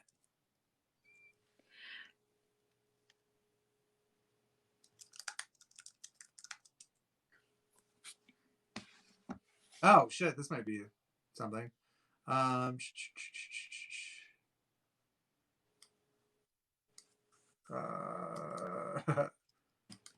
Matthew McConaughey. No, not even close. Taye Diggs. No. I'm just gonna start throwing out names. He's white.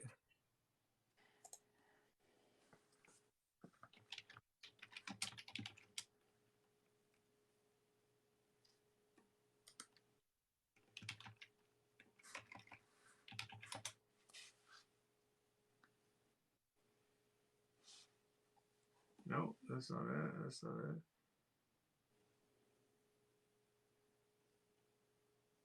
Oh, it's gonna bother me so bad. What was he in?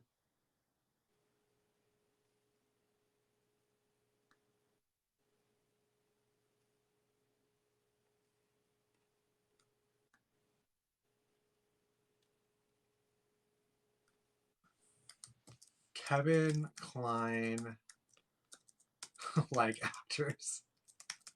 Wow. Good luck with that. Hey, I've done shit like this before and found like plenty.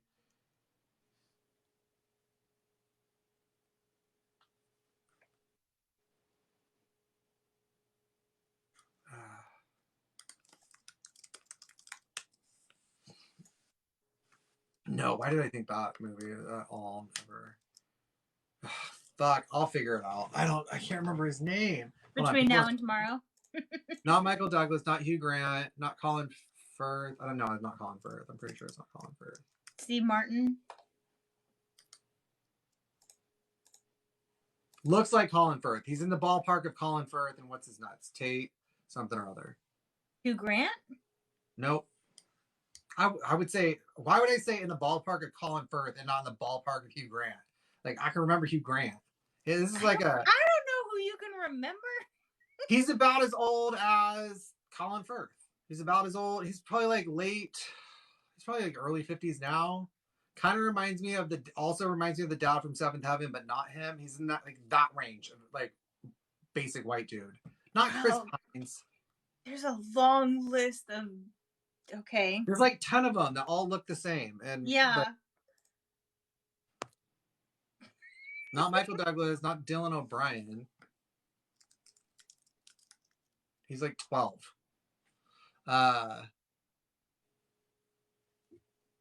Not Jude Law. No, he's not A-list. He is not A-list. He is B-list. A-. He's not on the A-list.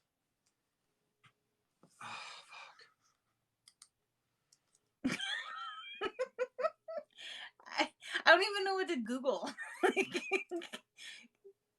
B-list kind of looks like Colin Firth, not really. What's pissing me off is I keep saying older rom-com actors, male, and they're like, Tay Diggs? No! Heath Ledger? He's dead!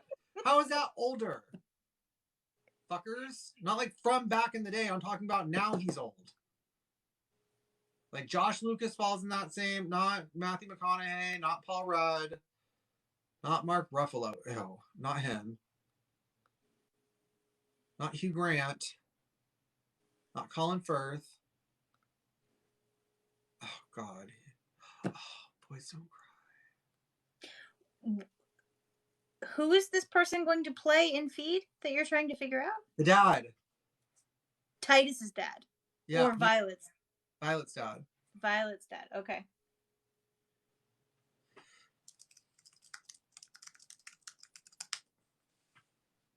I just looked up actors that play dads. Like, well known. If I fucking find it through this, I will be so fucking stoked. You're going to end up with like Bob Saget and... No, Kevin Costner, John Goodman, Dennis Quaid, Lawrence Fishburne, Dennis Haysbert, Bruce Willis, Harrison Ford, Andre Braugher. I think it's Greg Kinnear.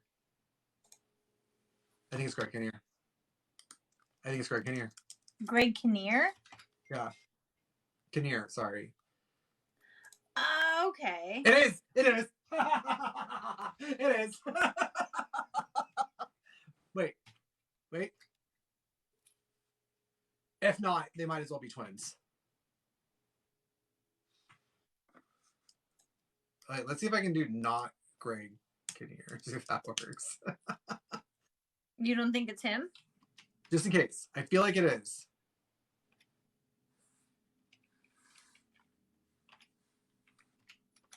I have a specific way he moves his face.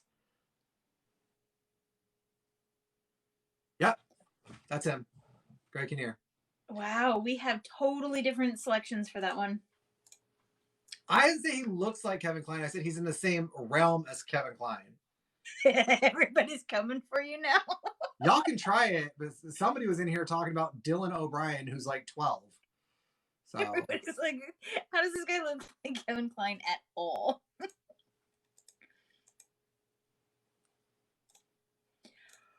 Isn't that like typical, like Tate Donovan, Greg Kinnear? That connection I see. Greg Kinnear, Tate Donovan, I totally see the like. I'm talking like old Kevin Kline. I'm not talking about like in and out Kevin Kline. Or long hair Kevin Kline. Amelie, don't come for me, all right? You're the one that's supposed to get my brain better than anybody else, and you fucked it up. I know, it can be traumatic in there. I live with it every day.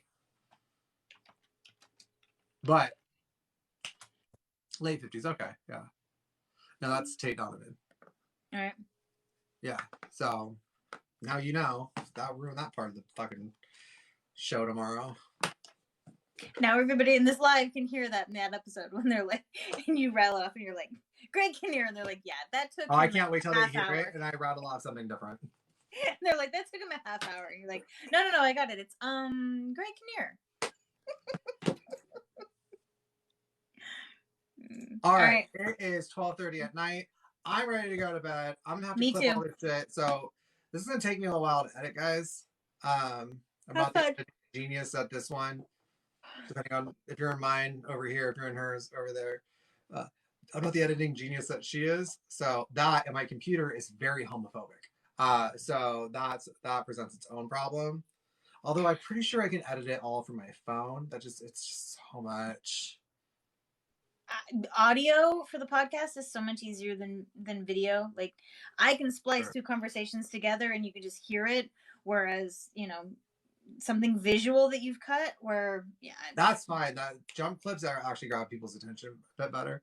Well, but have fun. Can we, before you go, how is Kevin Costner still getting work? What? How is Kevin Costner still getting jobs? Where is he getting jobs? I don't know, but I'm pretty sure he's in something recently. What has he been in recently that he didn't buy for himself? Because that's my answer. If you're gonna like, he's been in Yellowstone drama. Doesn't he produce that? Probably. Well, yeah, there you go. Let Him Go. Yeah, Let Him Go. He's in that one. The Highwayman. I'm gonna guess buying shit for himself. Probably. All right, guys. Have a good night, and make sure to, if you guys want to get into the Discord, then it's not like a secret thing. It's just like the fucking link expires every week, and I'm not gonna re-update it every fucking week on Linktree. That's way too much. I'm a hairstylist. I'm a delivery driver. I'm a world famous podcaster, and that carries this one through all the episodes. Yes. Yes. Thank you, Emily. But go ahead and hit us up over on Cracking Spines Podcast. Also, remember, if you leave a review, every platform you leave a review on, make it an honest review. That's another entry into the raffle. You can win a $25 gift card to Barnes & Noble. In one of the episodes this month, I say there is a specific imagery that Giambattista Basile tends to either focus on or highlight in most, but not all, most of his work. And I said it in this live too. So this live probably won't be up until April 1st because I don't want people using it to try to figure out like going back through it one episode versus trying to go back through. But you did say it in today's episode, so I did say it in today's episode. So it's in Rumple for sure. It's in Cinderella, very much so. Yeah, I actually say it. I actually say what I use the sentence. So, oh, now Tommy shows up. Okay, well, we're going. So I will talk to you guys later. Make sure you hit me up on the Instagram at Cracking Spines Podcast. Message me there if you want in the Discord. Message me there for your answer as to oh, he's trying to be real. He's trying to butter me up right now. How much longer are you going to be live for, friend? Real friends don't go live when 30 big platforms, when their smaller platform friends are planning a live for an entire month that you overshadow them with. Just saying. 37 seconds. That's the answer. But yeah, so all right. You guys know where to hit us up, and go follow Cracking Spines Podcast here on TikTok. Please, when it comes up, it's just like books in the background. It's actually those books right there.